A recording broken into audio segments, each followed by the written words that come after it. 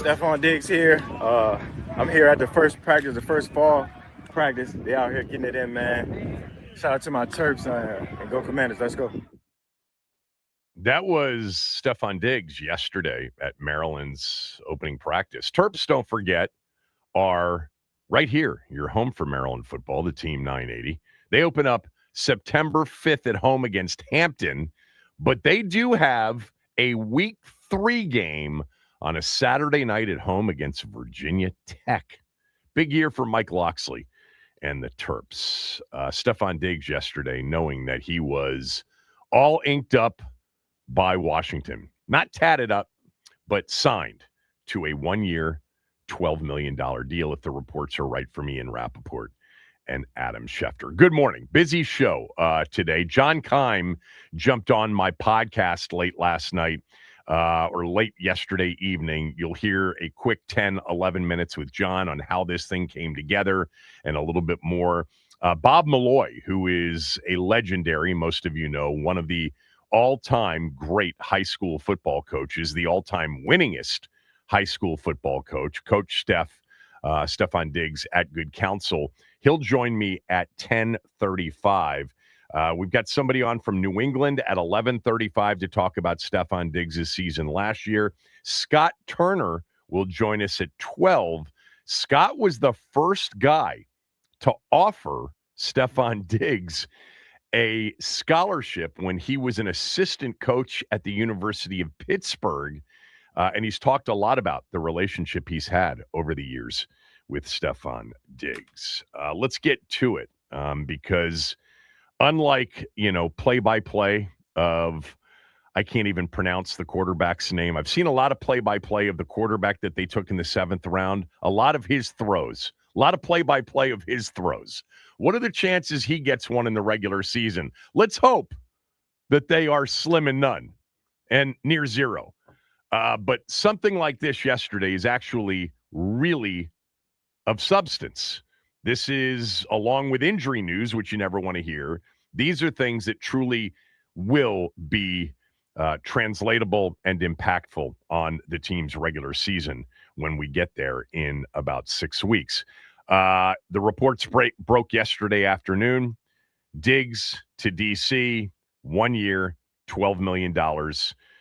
Just for, everybody's sake, in case you haven't been following this story, Stefon Diggs is now 32 years old. Most of you know he was drafted out of Maryland back in 2015 in the 5th round. No doubt he was one of those guys that could have gone a lot higher, but there were injury concerns. He was injured here and there at Maryland. There were other concerns as well, but at Maryland, and I watched every single play of every single game of his career at Maryland, he was explosive. He was dynamic as a receiver. By the way, they'd get him the ball in any way possible. And then as a returner, especially as a kickoff returner, I mean, he was lethal. He played for the legendary Bob Malloy, who's going to join us in about 30 minutes at Good Counsel. A lot of, longtime DMV high school football people will say that Steph Diggs is the greatest high school football player to ever come out of this area in terms of playing high school in this area. There is a long list of great high school basketball players, and there's a long list of great high school football players too. But Elgin Baylor, by the way, on the basketball side, as Coach Thompson used to say, it's Elgin Baylor 1 and count 5 spaces until you get to whomever is number 2. But many people believe Steph is the greatest high school football player ever out of this area. And now he's going to be back home where he played high school and college football, and for the first time playing in the NFL in Washington. 11 years in the NFL, 5 in Minnesota, 4 in Buffalo, 1 in Houston, which was abbreviated. He only played 8 games before tearing his ACL. And then last year in New England. I went and looked this up because, whenever you start talking about a guy into double-digit years of his career, and he's been highly productive, you wonder about, things like, Hall of Fame consideration. He's not a Hall of Famer, okay? Not yet anyway.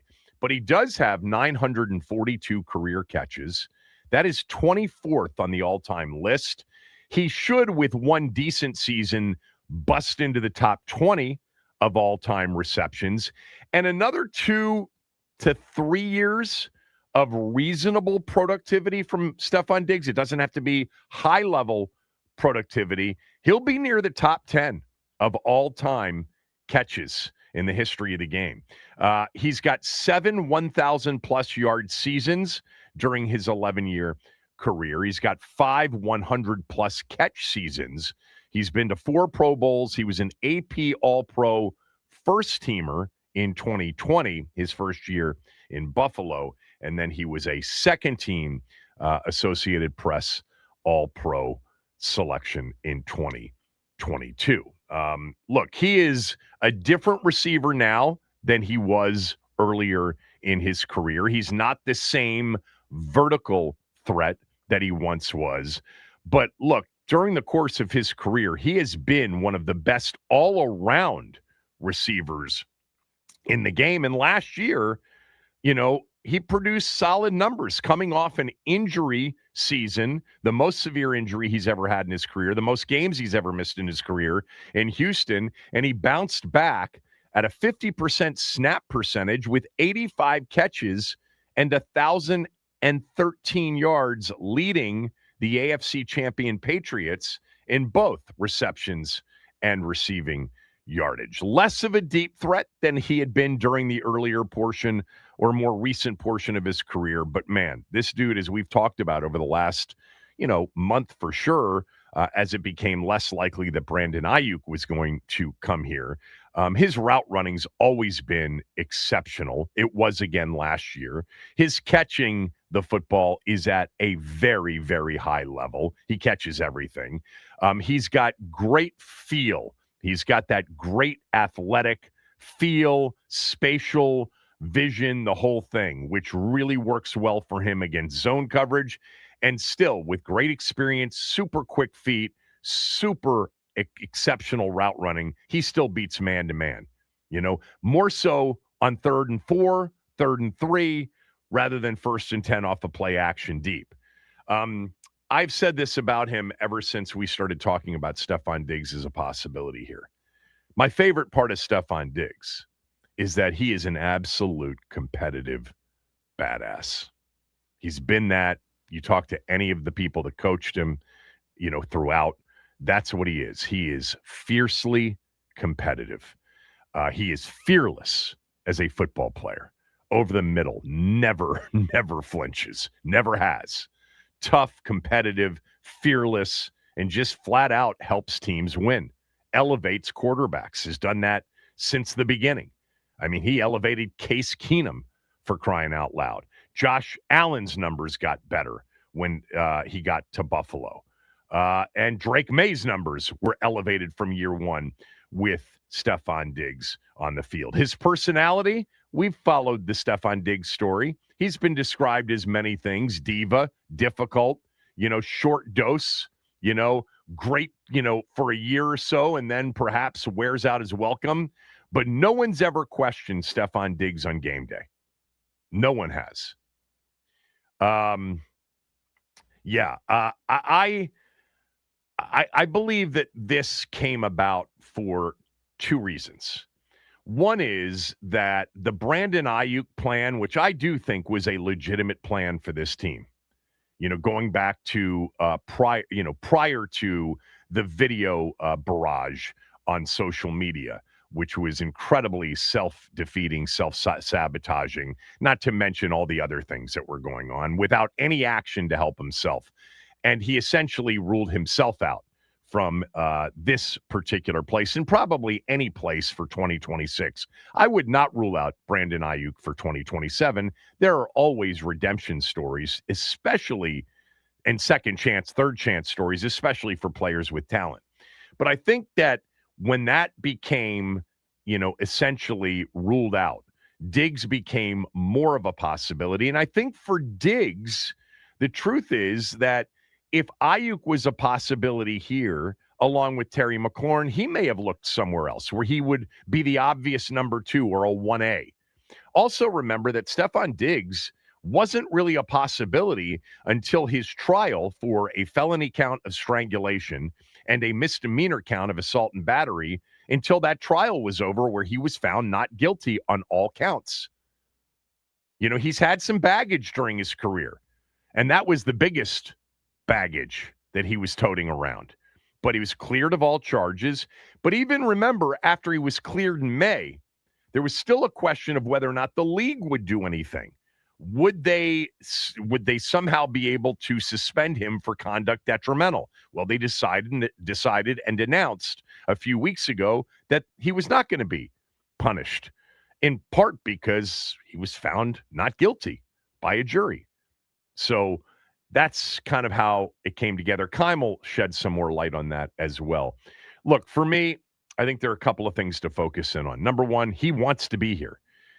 It's home. The team's got a chance to be good because it's got a very good quarterback. It's upgraded its defense, and there is a significant need for him. The one-year deal for the team is great. I would imagine, and you'll hear me ask Kyle about this, I would imagine that maybe this could have been done a little while ago if the team had just said, we'll give you 2 years, but they held tight. I'm sure Stefon wanted more years and more money. The $12 million was a little bit lower than the Spot Track estimated salary of $13.7 million for 1 year. God, the team needs this. It needs this so badly. You know, they've been telling us how much they like their wide receiver room, and I'm not saying that they wouldn't have felt somewhat comfortable going into the regular season with it, but they didn't feel totally comfortable with anything, right? They chased down Alec Pierce in free agency. They went after Romeo Doubs in free agency. Brandon Ayuk was probably a better than 50-50 bet until about 7 or 8 weeks ago. And it wouldn't surprise me if they were poking around other areas as well. But Diggs is the guy, and with him, they may not have gotten exactly what they wanted, a true deep vertical guy to space the field out a little bit for Terry and for Chigakonkwo, etc. But in Diggs, what they got is they got a true number 2, almost a 1A.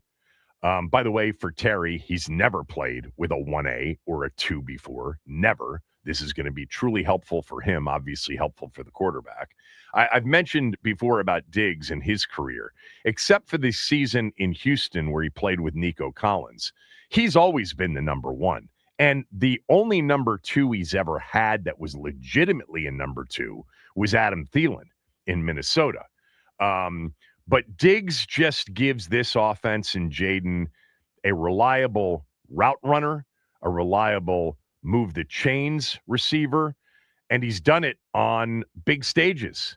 You know, Treylon Burks, all due respect, hasn't done it, hasn't had the big seasons, hasn't been relied upon. You know, they don't have that even in Chigakonkwo, who's more of a receiver maybe than he is even a tight end. But in Diggs, they've got somebody to walk in to the link on September 13th for the Fox game of the week with Burkhardt and Brady on the call in the season opener. And they've got somebody to line up with Terry McLaurin and Jaden Daniels and even a guy like Rachaad White. They've all been there, done that. Big exhale, I would imagine, from the team to know that weeks 1 and 2 at Philly, at Dallas, late afternoon Sunday, big high-profile games, that they've got 2 receivers that have done it before instead of 1. Diggs is going to make things, I think, much easier for Blau. You'll have, I think, Terry. Yeah, look, I would guess that at the end of the year when we look to see how many times Diggs lined up in the slot versus Terry, it's Diggs. It's Diggs. This moves Terry back to pure X more than anything else. But we've seen Terry move around, and Blau's going to move everybody around. Diggs, by the way, coming off that ACL injury, had a 50% snap count last year in New England, in part because, he started to play not even, 9 months removed from ACL surgery, which he had in late October when he was with the Texans. This may be the year in which he feels totally comfortable and totally ready. Maybe that's why he shouted out a few weeks ago, There isn't a better number 2 in the league than me. And I would say he'd still be a number 1 on a lot of teams based on just last year's results. Now, who's out because of him? Good question. You'll hear Keim answer that coming up shortly. I had one just, I'm sure, crazy thought about their wide receiver room. And the thought is this. What team in the league right now needs receivers more than any team now that Washington signed Diggs? Max, the San Francisco 49ers, correct? With all those injuries? It's the substation's taking over, Kevin. So how about Luke McCaffrey to San Francisco? Okay. For, let's call it an early day 3 pick, a 4th or a 5th rounder. He was picked in the 3rd round, remember, but at the very end of the 3rd round, the final pick of the 3rd round. Mm-hmm. How about you deal with they've been dealing with San Francisco, it seems like, for years. Trent Williams, Brian Robinson Jr., Luke McCaffrey I don't know that he'd be the odd man out if they didn't trade him. But how about he, joins his brother, Christian, in San Francisco. Washington gets something back. As far as the kickoff return thing, Jeremy McNichols can do it. Krosky Merritt can do it. Rashad White can do it. I don't know that McNichols is even on the roster anymore. Well, that's fair, but McNichols has been a kickoff returner. True. Remember, that position, McCaffrey was great at it last year. So was Debo. So give some credit to Larry Izzo, the special teams guy, for, creating some really good returns both in the punt and in the kickoff area. I don't know that Jalen Lane's a kickoff returner. He could be. Yeah. But kickoff returners are more possession receivers and running backs now around the league because it's much closer to a line of scrimmage play than it used to be with the new rule. Anyway, just a thought. Look, I love it. He's an alpha, man. He is a straight badass alpha on game day, and he is going to be, in terms of the debuts of new players on this team, at the top of the list in terms of anticipated debuts. I would say Sonny Styles is a close second. I also just think that Adam Peters has done a really nice job in this offseason. We'll see how it plays out. We'll see how all these pieces mix together.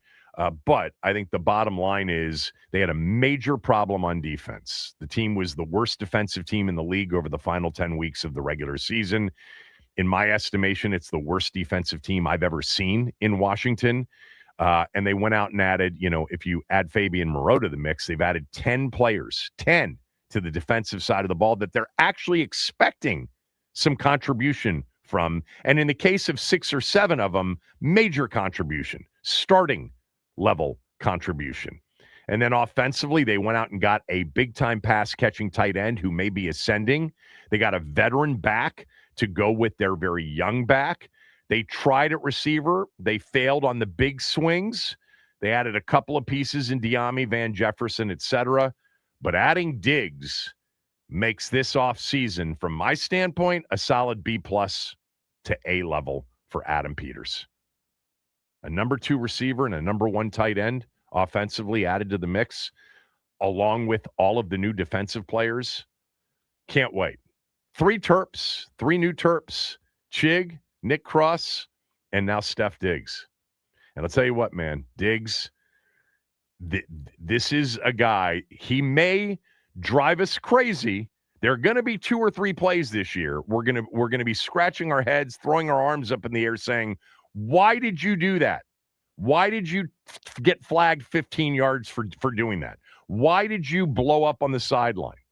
But there's also going to be a dozen plays in which we're like, good God, that was a difficult, tough, sticks-moving catch on 3rd and 5. All right, you'll hear what Keim said about this when we come back. Kevin Sheehan Show, the Team 980 and the Team980.com.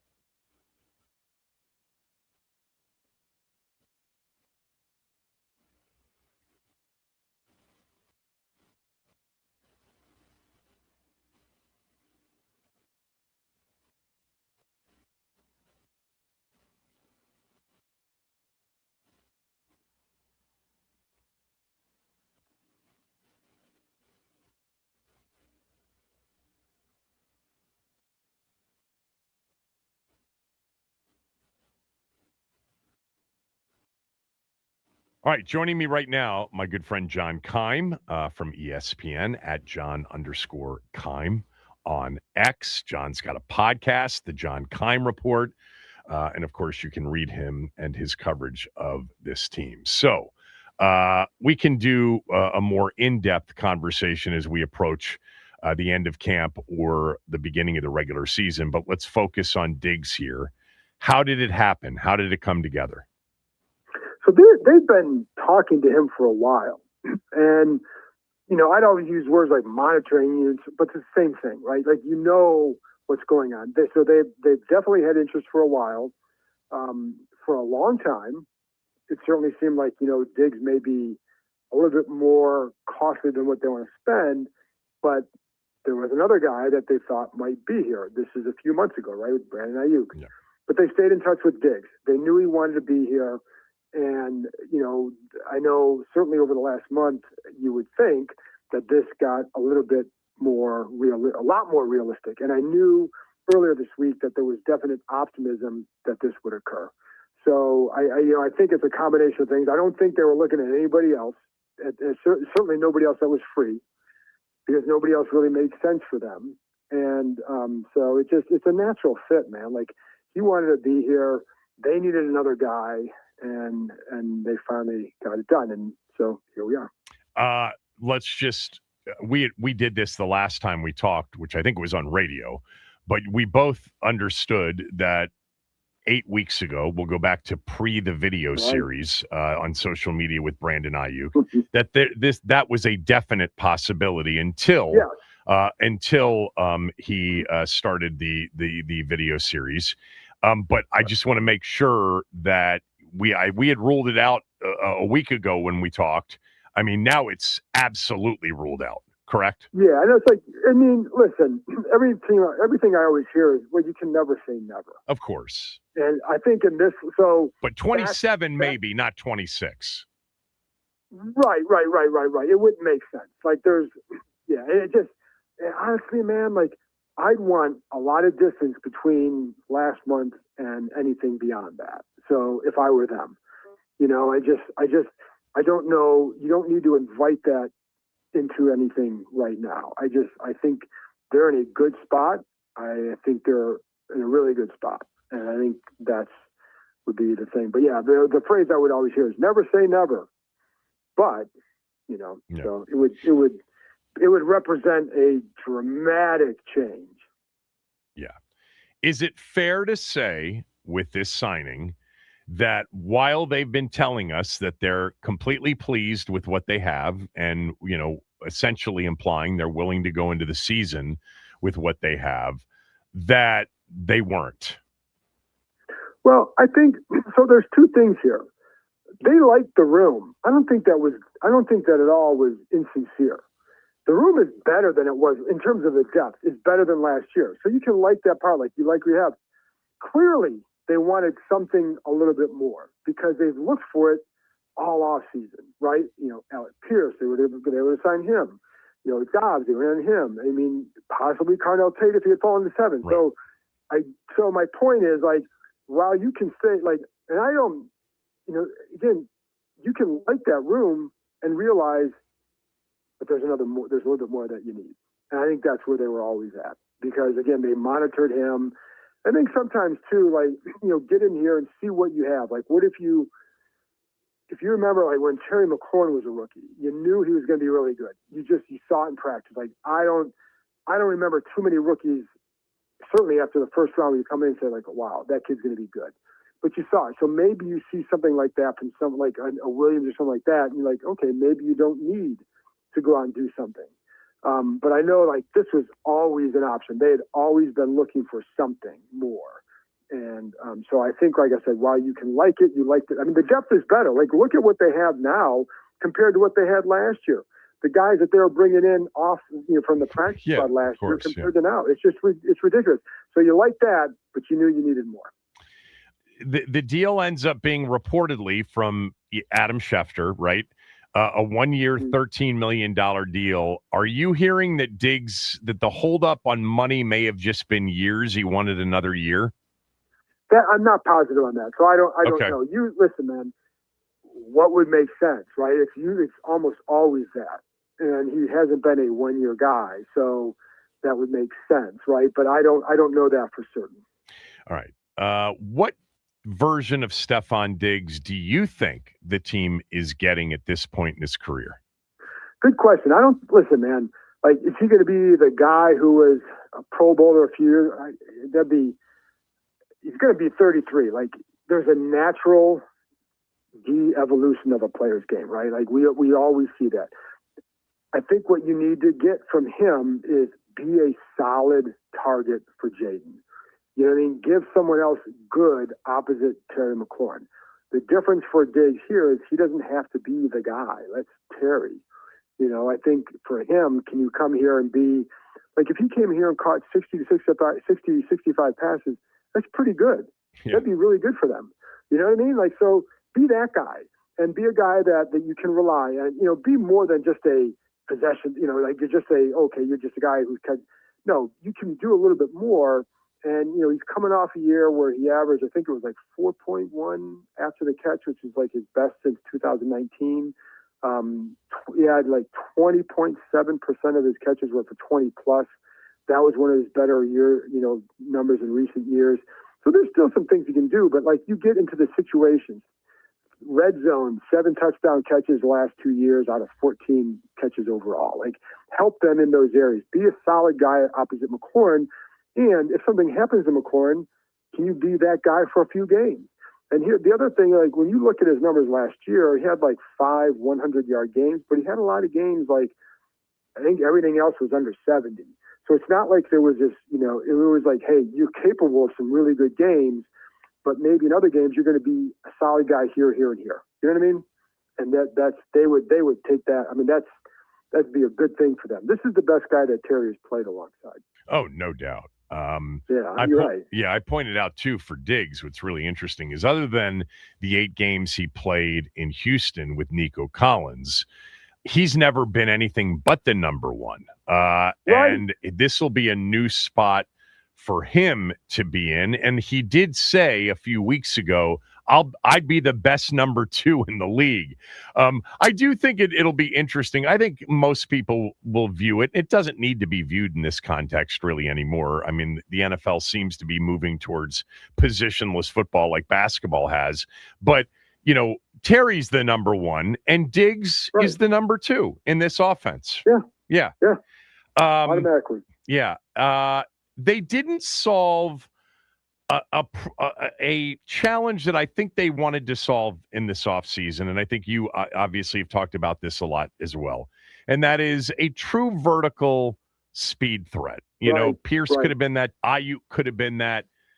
My question is, because they haven't solved that true vertical stretch the defense speed threat, are they done at wide receiver?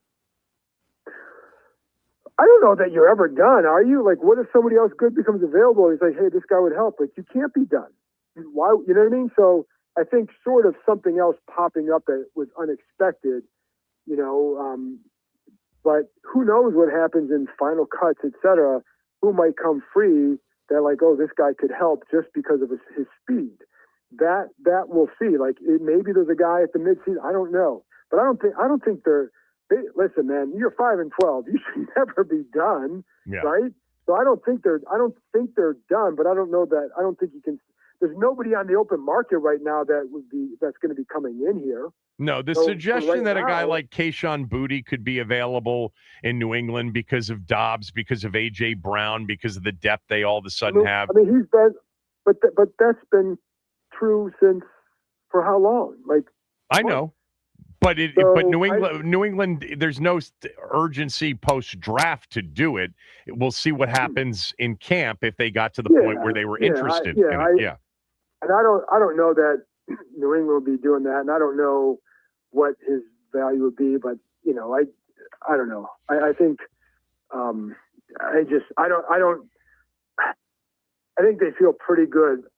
I think they feel pretty good right now. But yeah, like Boutte is a guy that you can get down the field, right? Yeah, but definitely. You know, what's the cost? And you know, then I don't know. There's a lot of things with that one. I Okay. I don't know that right now. I see that, but it's definitely not something I've heard. I do know that from the time that they signed those guys, that his name kept popping up, and nothing has ever happened.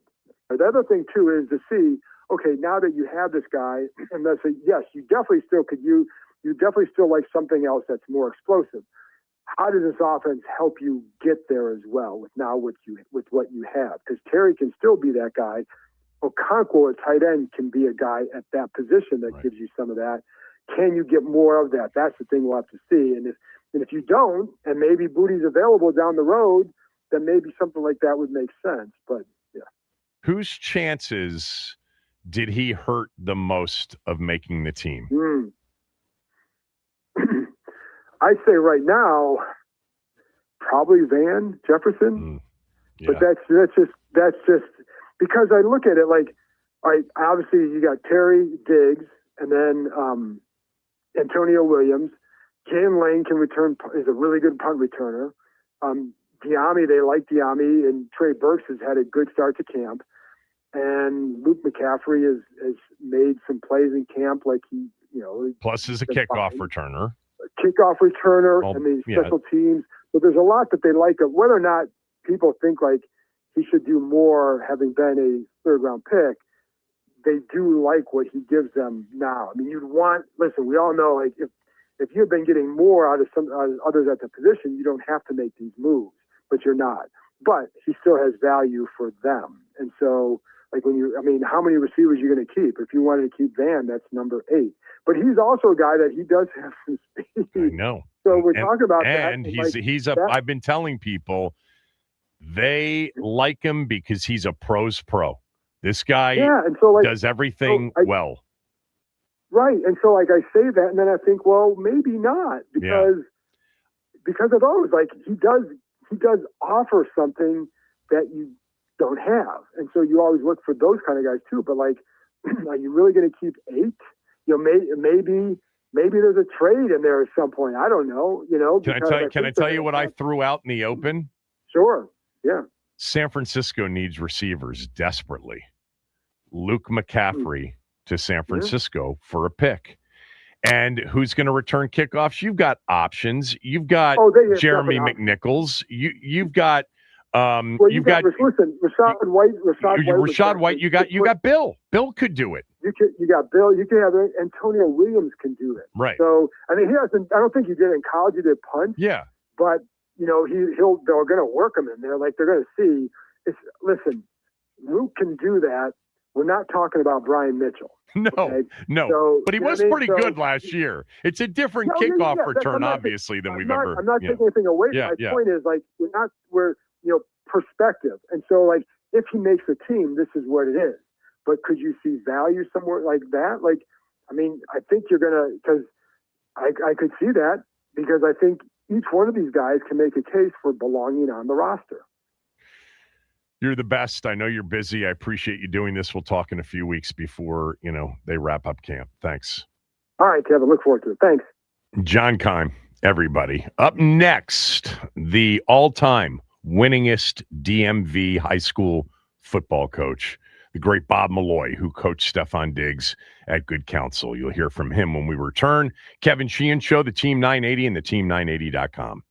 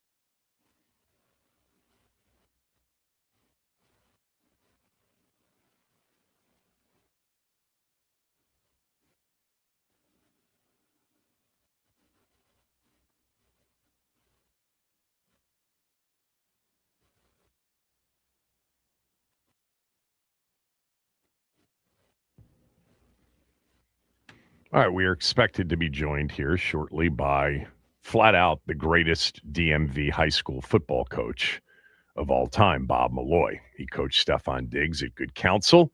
Looking forward to getting him on. Max, just tell me when he is ready to roll. I actually talked to him not that long ago, so I know he is ready to join us when he can. The resume, by the way, of Bob Malloy. I've had Coach Malloy, I think, on the show before, and maybe it's probably been several years. But it's truly one of the most incredible high school coaching resumes. We've had many legendary high school coaches in this area. Morgan Wooten's, I don't know if he's still the all-time winningest high school basketball coach, but he's certainly near the top. We've had so many great basketball coaches, so many great football coaches, but nobody in the history of the DMV won 405 games. 8 Maryland State titles at Whitman, my alma mater, Springbrook, and Sherwood. And then he coached Good Counsel to multiple WCAC titles and into national prominence. And I'm not even mentioning his start at my parish, Little Flower, back in the 60s. He's got a resume that literally, if we went on and on and on, it would take up the whole segment. So many of his players went on to play in college, and many of those into the NFL, including Stefon Diggs. Do we have Coach? Do we have him, Max? Yes, we do. Okay, Coach, how are you? Hey, I'm doing good for an old guy. You're older. You're just older, and you're wiser than you've ever been. It's been a while since we've talked, but you have a great storytelling ability when it comes to some of the games and some of the players that you dealt with. And I want to start just with kind of the process that I think a lot of people aren't familiar with, and that is like with a guy like Steph, when you were at Good Counsel. When did you hear about him? How did he end up at Good Counsel? And then when did you first know, oh, my God, I've got somebody special? Well, that's a big question, but when I got to Good Counsel, I'd been there 3 or 4 years, and I had one of my coaches was a guy named Will Flaherty, who ended up being director of football operations at Penn State for James Franklin. But anyway, Will found out about Stefon. He was playing for the Montgomery County, played for White Oak, in the Montgomery County. And he was, everybody was talking about him as a 7th grader. And, he was, lighting it up. So I went to see him play and got to meet his mother and father. And we were all over him as far as trying to get him to come to Good Counsel. Now, he really wanted to go to public school. He wasn't into that private school scene and that coat and that tie and that discipline, blah, blah, blah. But his father, who was a pretty big deal down in D.C., his father wanted him to go to private school, and he knew that would be the best course for Stefon. So that's how we got him. We ended up getting him. He was a freshman, and I think falls, football season. I don't think graduation, but in 2008 he entered his 9th grade year and started the very first game as a 9th grader, both ways for Good Counsel. He started as a freshman, as a 9th grader, both ways. Do you remember like the moment in which you knew you were getting a great football player, but like when was there a moment in practice or in the off season that you were like, I've got something special here? Oh yeah, it was obvious. He loved to practice. He never missed practice, and when he practiced, he went all out. He just, he's just the kind of guy that, even messing around, he didn't want to get beat. And we had, 3 or 4 other NFL guys that ended up being in the NFL on that team. Lewis Young being one who played in the Super Bowl, and Kendall Fuller, and Blake Countess played in 3 Super Bowls. And they would go at it one-on-one. And, they were friends after practice, but during practice, Stefon really, did not want to get beat one single play. And he played hard. He played really hard all practice. Sometimes we'd have to tune it down a little bit, because we were getting, a little aggressive out there and didn't want to get anybody hurt. But no, he was a pleasure to coach. He was easy to coach. A lot of times, you obviously know this more than anybody that's listening, including me, but a kid comes in ninth grade and he's playing one position and then he moves around to a couple of positions. Did you know right from the jump that he was a wide receiver and that was going to be what he would be in college? Well, actually, I guess yes, but I mean, we had him as a Wildcat quarterback, and every Thursday night, his last 2 years, the coaches would sit down and say, "Okay, now if things get kind of rough, Stefon's going to pull us out of it somehow. We had a list of about 11 plays where we could get Stefon the ball, and if things were going rough. Now we really, I think, only used the list one time in 2 years because we really had some good teams back then. But we had a list of plays that Stefon, like as a Wildcat quarterback, he played tailback, and a lot of times they'd double him up. So we came up with this scheme that we got from Marty Favorette down in I forget Hampton, where Marty Sydney, ended Catholic. up. Yeah, Hampton, Sydney. Anyway, when they double him up, we would put him at tailback and then motion him out of the backfield, and that put the defense in a bind because it's hard to double team a guy motioning out of the backfield. And so if one guy covered him, we'd throw to Diggs on a comeback. And if two guys covered him, then somebody else would be open on the other side. And I mean, he just one of those guys that can make you a pretty good coach. Yeah. Sometimes it is the Jimmies and the Joes. Is there a game coach that just stands out as like his best? There's a couple of them. His senior year, 2011, we played Gonzaga for the championship over at University of Maryland. And the first play of the game, we ran a jet sweep. We called it fly sweep back in those days. But anyway, Stefon comes across in motion and he gets the ball and he runs a sweep to the right. And Gonzaga they had done their homework. They had 4 purple jerseys waiting for him. He reverses his field. That's the first play of the game. He reverses his field. He goes 80 yards for a touchdown. And I turned to Tommy Kroll and I said, "Now that's good coaching right there." But that was one. I guess that's my favorite memory. But like his freshman or sophomore year, I can't recall.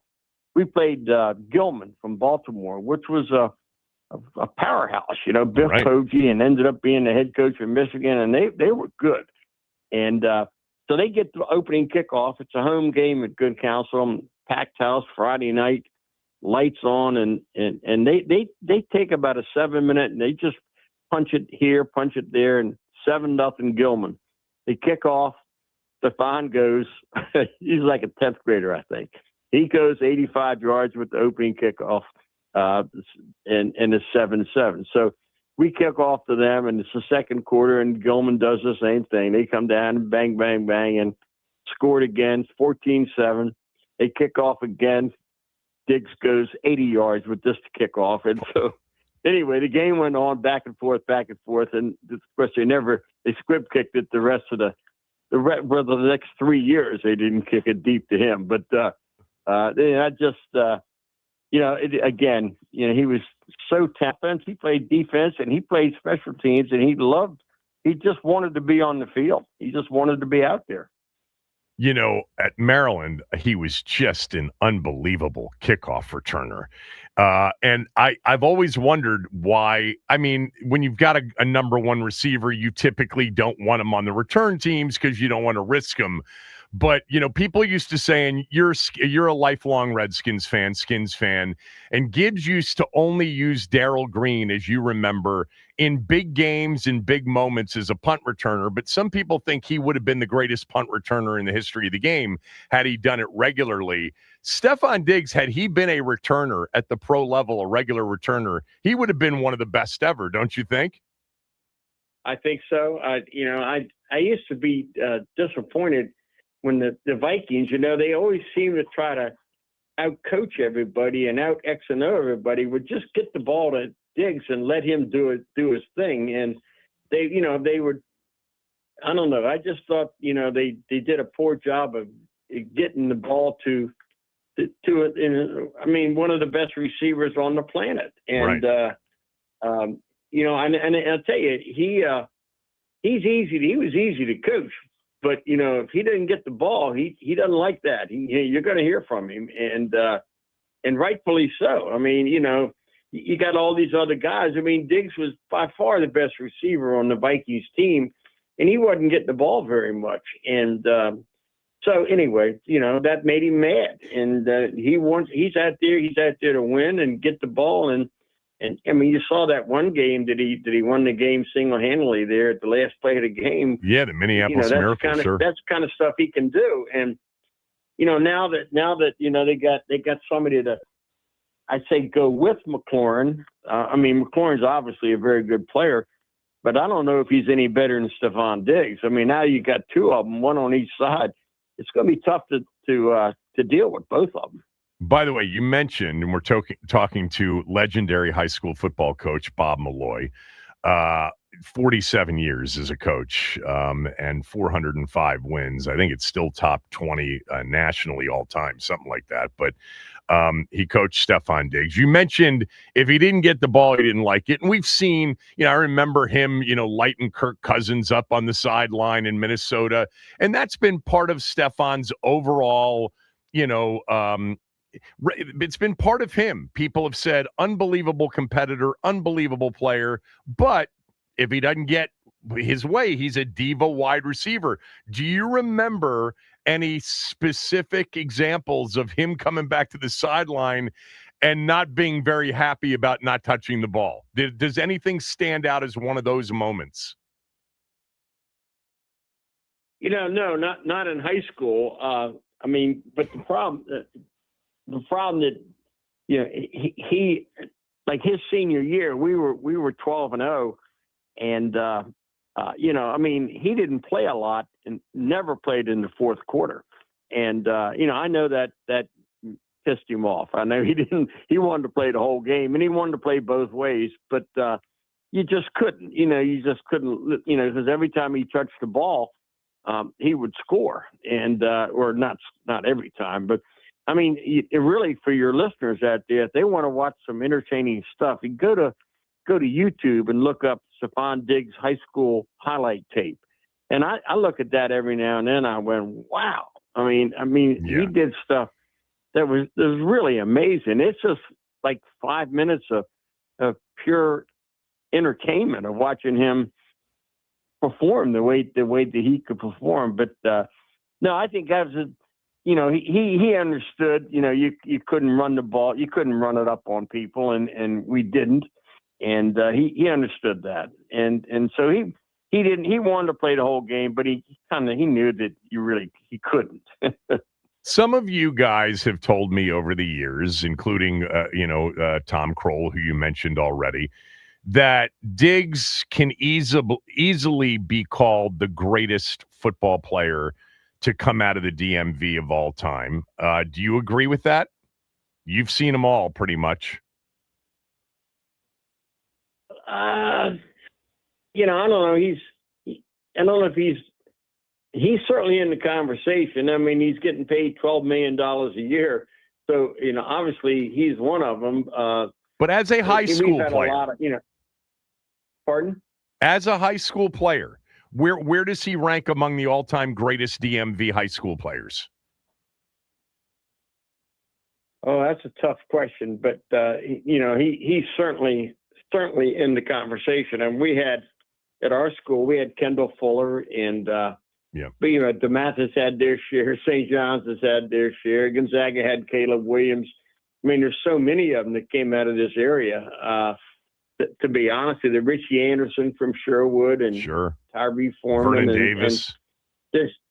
Vernon Davis, right. Actually, I talked to his coach the other day. But, no, I mean, Stefon is definitely in the top 5 and definitely, I mean, he might be the highest paid guy that ever came out of the DMV. I mean, if that's a measuring point. All right, so you watch a lot of your former players at the NFL level. What do you think Washington's getting in Stefon Diggs now at 32 years old? What does he do well, and what doesn't he do as well as he used to do? Well, I haven't seen a decline in his speed. He's fearless. He'll go over the middle. He'll take hits, and he survives 99% of them. I haven't seen him decline one bit, and I just think he might be that one piece that they're missing to go along with Terry McLaurin and the two of them together. Wow, I mean that's got to cause severe headaches for defensive coordinators. I think the Commanders made a really smart move. And, I mean, there's going to be some issues with him, but like if he doesn't get the ball as much as he wants it, you're going to hear about him. But he's still a real threat. And like I said, he very, very seldom gets hurt. He very seldom misses games and practices. And he just loved playing. He loved practice at Good Counsel. Just loved it. Yeah, you've referred to this a couple of times, but, as a football fan, the one thing about watching Stefon Diggs at Maryland and then in the pros is he is fearless and he is a gamer on game day. Speak to just the competitiveness and level of Stefon Diggs. Well, like I said earlier, we came to practice, and he was always there, always on time. But when it came to one-on-one, he did not like to lose one thing. I mean, he would cover, and he was covering good players: Kendall Fuller, Blake Countess, Lewis Young, all these guys, end up in the NFL, and they were all, and all those guys I mentioned were in the Super Bowl. I think Stefon's the only one that never has been in the Super Bowl. But no, he went last year. He went last year. Huh? He was in it last year. Right. That's right. Yeah. Yeah. Anyway, you're right. I'm sorry, but I think anyway, some of your people texted me to say there's another Bob Malloy player in the Super Bowl with Stefon. You've had a lot of them. Yeah, and he, he just loved competing, and I don't care who it was. If it was a third string receiver and he's playing DB, he was gonna light him up. If he came near Stefon, and he just so competitive, and he just hated to lose. And even in practice, after it's no problem. They were all friends, but during practice, you had to look out for him. Yeah. This was a pleasure. It's great to catch up with you. I hope you're well. Hope you're getting out on the golf course here and there. Thanks for doing this. Hope to talk to you soon, Coach. Kevin, it was a pleasure. It was great talking to you again. All right. Coach Bob Malloy, everybody, on Stefon Diggs. 9th grader, started both ways in the WCAC. Scott Turner's got a great story about Stefon Diggs. He's going to join us at 12. Give you a chance now with phone lines open at 301-230-0980. Something we have been talking about, obviously, for the last month. But now that it's happened, your reaction to Stefon Diggs being signed by Washington and what it will mean for this upcoming 2026 season. 301-230-0980. 0980. It's the Kevin Sheehan Show on the Team 980 and the team980.com.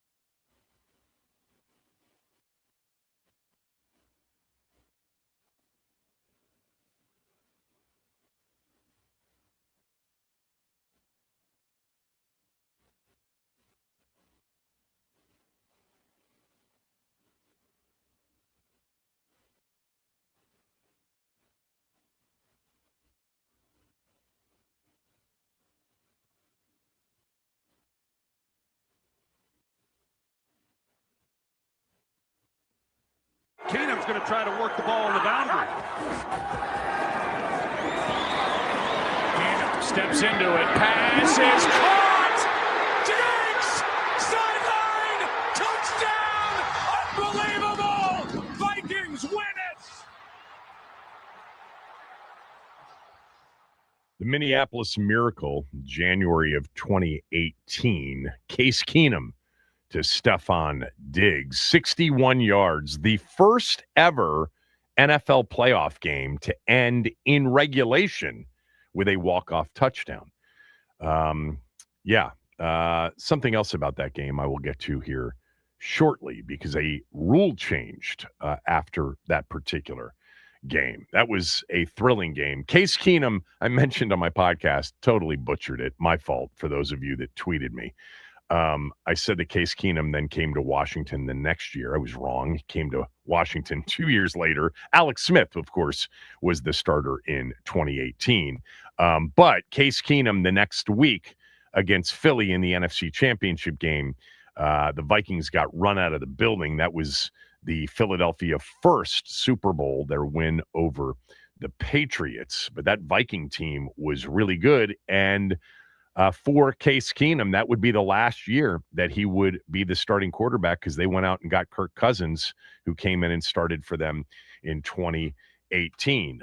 But there's a stat out there that essentially every single quarterback that, except for Cousins, because he had tremendous numbers in Washington, but every other quarterback that Stefon Diggs has joined, the quarterback's overall efficiency has jumped significantly in the first year with Diggs as the number one wide receiver. 301-230-0980, 301-230-0980. So that play was a play in which it happened on the final play of regulation, 29-24. The Vikings had the lead with zeros on the clock.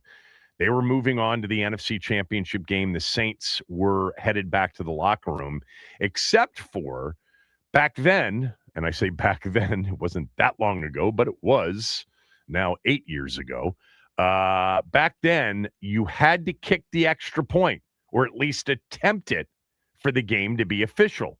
So they made the Saints come back out onto the field, and about 4 or 5 players made it back out. And Case Keenum went out, took a knee on a 2-point attempt, game over officially. But it was ridiculous 15 minutes afterwards with the Saints in the locker room and the Vikings players celebrating chaotically all over the field to have to bring them back out. Ever since that game, now if a team scores on the final play of regulation a touchdown, you don't have to kick the extra point unless you are up by 2 or less or down by 2 points or less. If you're up by 2 or less, there's still a chance. A blocked extra point, return for 2, interception, return for 2, fumble, return for 2. Of course, the team that scored would never, ever attempt to kick or actually snap the ball. They would just snap and kneel on it.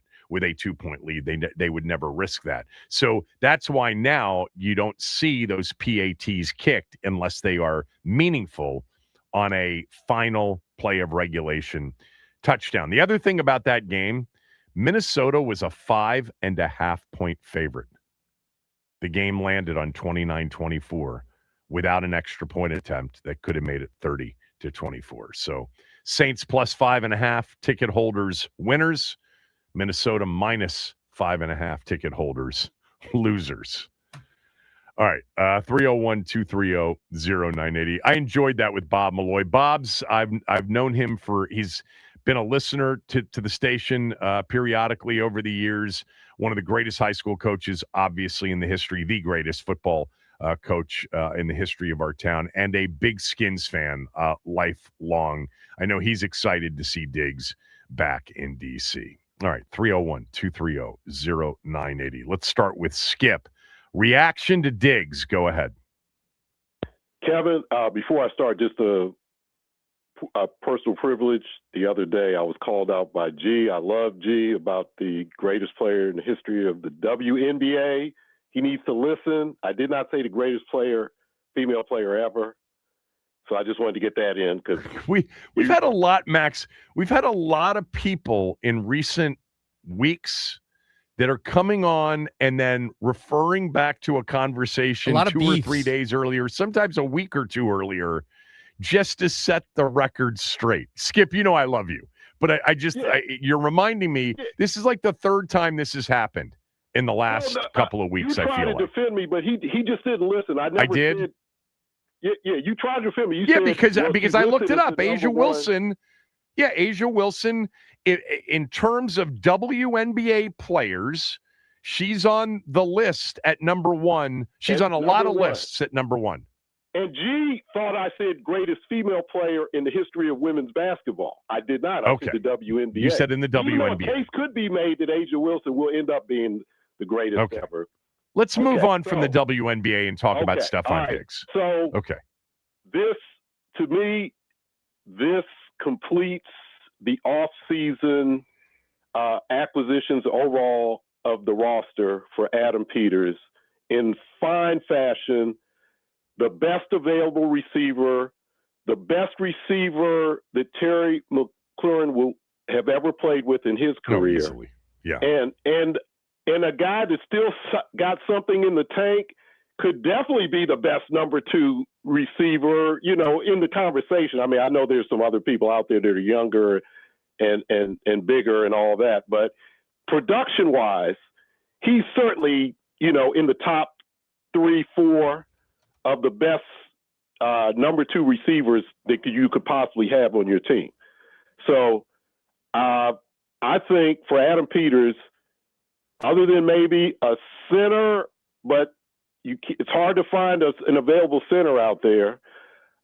Maybe another DB, a backup DB, just because we're kind of thin at that position.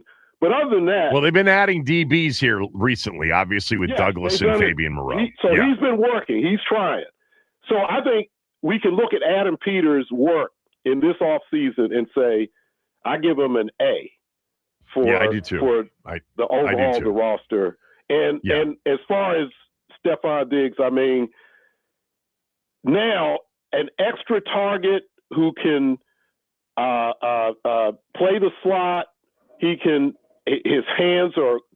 has some of the best hands in the entire league.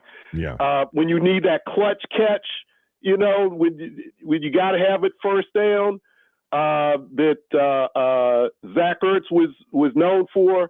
I mean, he fills a lot of holes in this offense, and I don't think anybody can really complain now about, the receiving core is not up to par. Look, I mean, he's 32 years old, okay?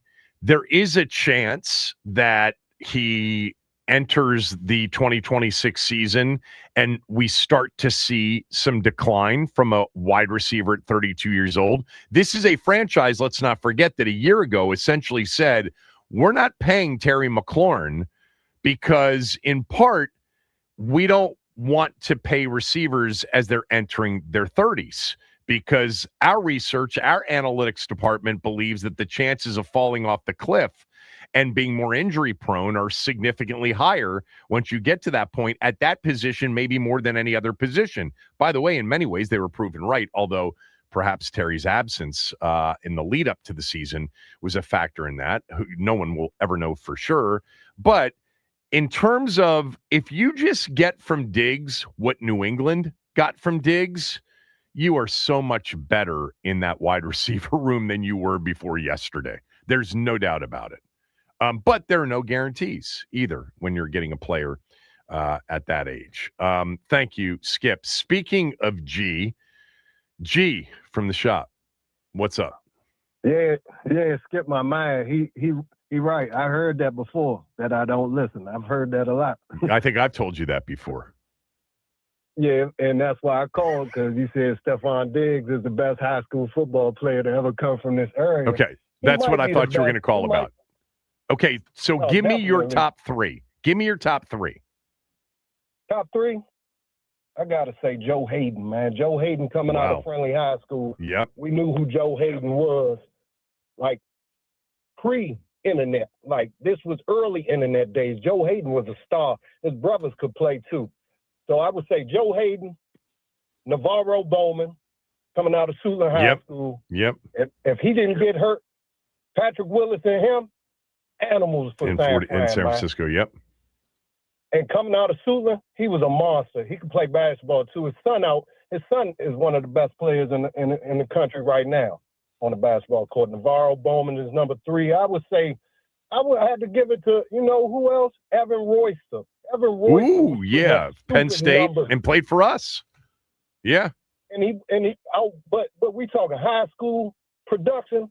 He was putting up stupid numbers out Fairfax County. What, he went to Westfield or something? One of them Chantilly schools, man. You know what I'm saying? Them top 3. Right. What about? I'm just curious. What about Sean Springs? Somebody just texted me about Springs. What was he as a high school player at Springbrook? I know he was great, but where is he on the short list of the greatest to ever come out of this area? Kendall Fuller. What about Vernon Davis? Vernon was a beast coming out of Dunbar. Vernon Davis coming out of Dunbar and Vernon Davis numbers in the league might Stefon. I don't care about the league. I want to know as a high school player. That's what we're focused on. As a high school player, stupid on the field and jumped out the gym on the basketball court. Super athlete out Dunbar, man. You know what I'm saying? But man, Derek Harvey out Roosevelt. My man, Lamont Jordan out Suitland, one of the Terps. Come on. Yeah. Man, we got a lot. We got a lot, but I think Stefon Diggs definitely got to be on the Mount Rushmore for everything that Bob Malloy said and with his NFL production. Like, he's got to be on that top 4 coming from this area. All right, so go ahead. What's 2026 going to be like with him out on the field with Terry? I texted you 2 months ago, man, saying let's get him and his brother for the simple fact we saw him playing in the Super Bowl last year. He's in the twilight of his career. He's still producing. He has Terry McLaurin and a healthy Jaden Daniels. Oh, I think this is going to resurrect everything for a nice closeout to his NFL career. He was in that Super Bowl last year, didn't win. He's going to win it this year. All right. Talk to you. Thanks. 301-230-0980, 301-230-0980. Reaction to Stefon Diggs signing in Washington. More of your calls next. We'll go to New England at 11:40 to talk to somebody who covered his season last year in New England. Kevin Sheehan Show, the Team 980, the team980.com. Don't forget that you can watch this show on our Team 980 YouTube channel. Just hit the subscribe button and hit the like button when you get there. All of our training camp coverage, all of our coverage of the Commanders on Team 980 presented by Xfinity. Score the most reliable Wi-Fi, one price, 5 years guaranteed. Xfinity, imagine that.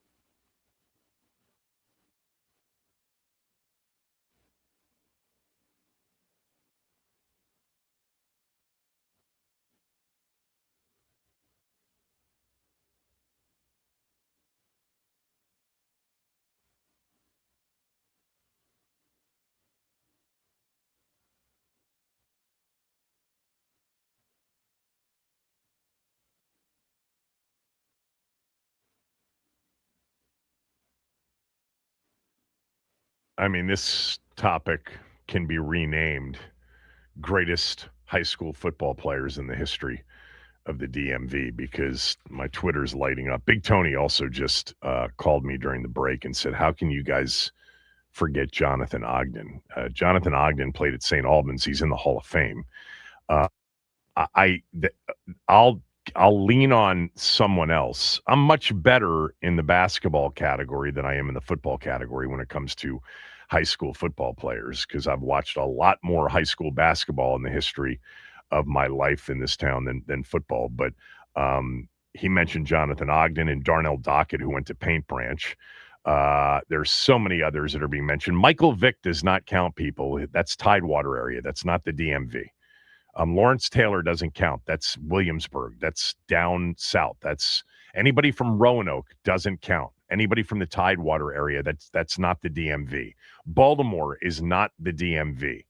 So I know you're firing away with names, but a lot of those are not applicable to this conversation. Let's go to Ian. Reaction to Stefon Diggs. Ian, go ahead. I've said this to you many times before. He will be on his 4th team in 4 seasons. And the past 3 teams are all contending playoff teams. The Bills, the Texans, and the Patriots.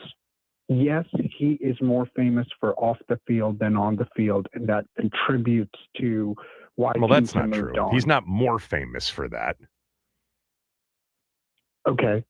We can debate. The truth will do with you. The truth will do. He's had a lot of baggage during the career, but people are going to remember Stefon Diggs first and foremost for being a really good player on the field. I'll remind you too that Devontae Adams is on his 4th team in 5 years. So, I mean, yeah. I'm not sure the point. When receivers get older, they tend to bounce around a little bit more. But go ahead. Yeah, and so we can table the where he's more famous from, et cetera. But my point to you is, if he was a better player, even with his baggage, he would have been on those teams. And the money he was asking for or received, 1 year, $12 million, is not so excessive that a team like New England or whomever would have balked at that. And I think this happens where the team's wide receiving core is kind of weak. Nicky Javala's like, after a week of camp, that's the only comment I have. So we get someone who's kind of famous and people get excited. But this is a 32-year-old receiver on his 4th team in 4 years for a reason. I just don't think he's a needle mover at all. He's not moving the win total. He's not moving a point spread. He's not doing Very few anything. Players outside of quarterbacks do that. You realize that, right? We've had this conversation many times. You're coachable. Of course. Yeah, we understand that. But my point is the impact that the fans who are excited because they know Stefon Diggs, it's local. I am always reminded of Dan Snyder wanting to draft Chase Young because he's local. This is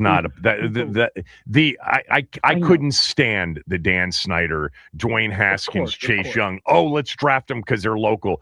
The championship teams in the history of this town, their best players weren't from here. Nobody gives a crap about where the player's from when you're rooting for NFL teams. So I'm with you on that. That's for dum-dums like Dan Snyder. I agree, but my point is the fans who are excited are like, oh, we're bringing Diggs home. He's going to be extra motivated. It's a way to describe it. I couldn't give a crap about bringing Diggs home. I'm excited because he was the number 1 receiver on a team that went to the Super Bowl last year. He is still a very productive NFL receiver. He's still a very crafty and experienced, smart, and highly competitive NFL wide receiver. He would be the number 1 on still 10 to 15 teams in this league. And on this team, he's a 1A or a 2 right now. If he's at least what he was last year, you could make the case he might be better than he was last year because he's further removed from the ACL injury. And you can also make the case that you did, and I also mentioned, that maybe at 32 years old, he'll start to really lose some of what's made him great physically. But we won't know that until he plays. I'm not excited about Stefon Diggs because he's from here. I'm excited about Stefon Diggs because he's better than anything they have other than Terry McLaurin on the roster based on what he did just last year. Does it So it's an upgrade. Pause? Fine. I'm not debating he's not better than De'Ami Brown. That's not been my position. My position is I just don't think it's as impactful as fans are making it out to be. And the question to you is, does it give you pause with everything you just said, that he was the number one receiver on a Super Bowl team? Did they let him go? Nope. Doesn't that Nope. give you any pause? You trust Why don't you ask me Vrabel, why? Why don't you ask me why? Go ahead. Why? Because of multiple things. Number one, Diggs has been a bit of a short shelf life guy. They love him, and he shows up on game day, and then eventually he wears thin.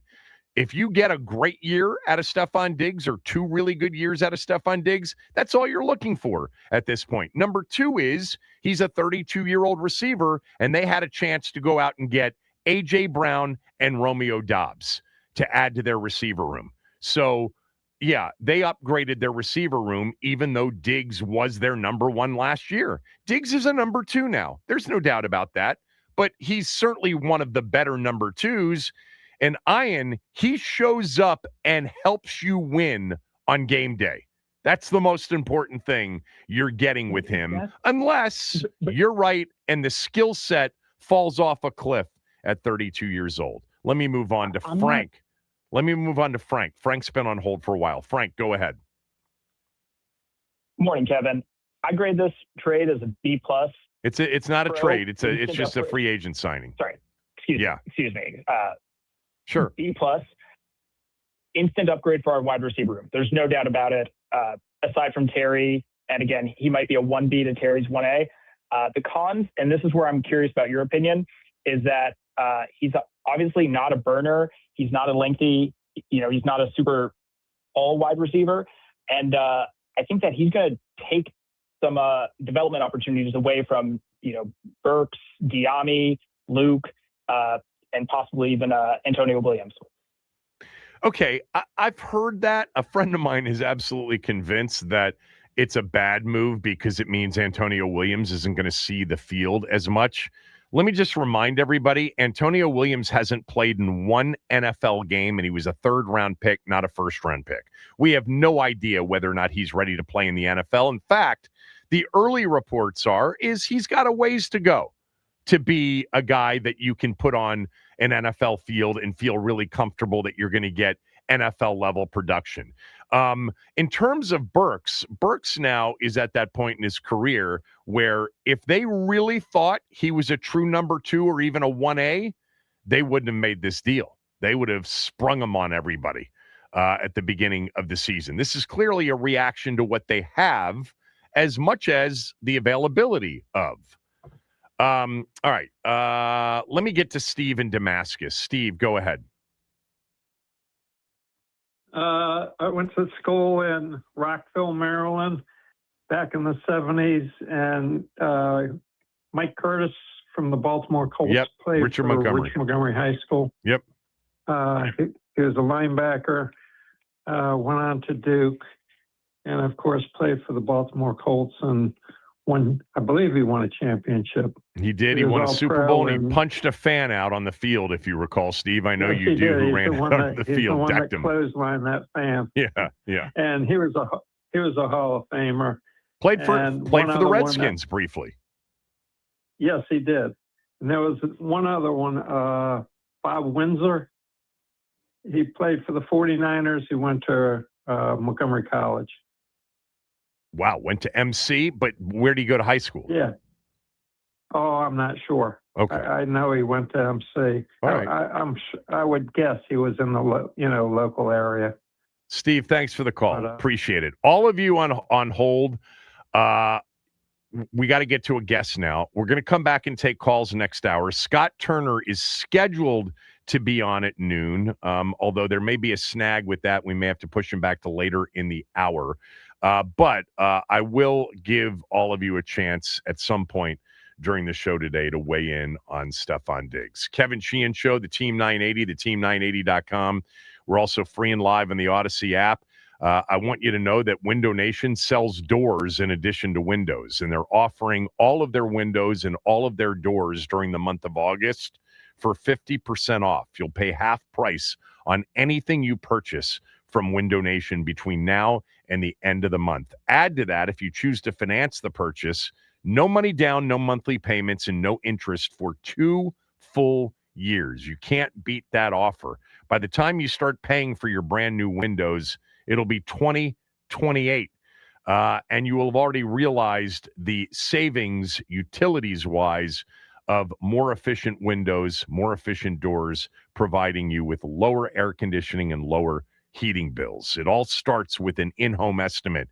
Takes an hour or less. That's all I ask, is if you have any interest in swapping out older doors and windows with newer ones, give Window Nation a shot by calling them at 866-90-NATION or heading to windownation.com. Mention my name. They'll take really good care of you, I promise. 866-90-NATION or windownation.com.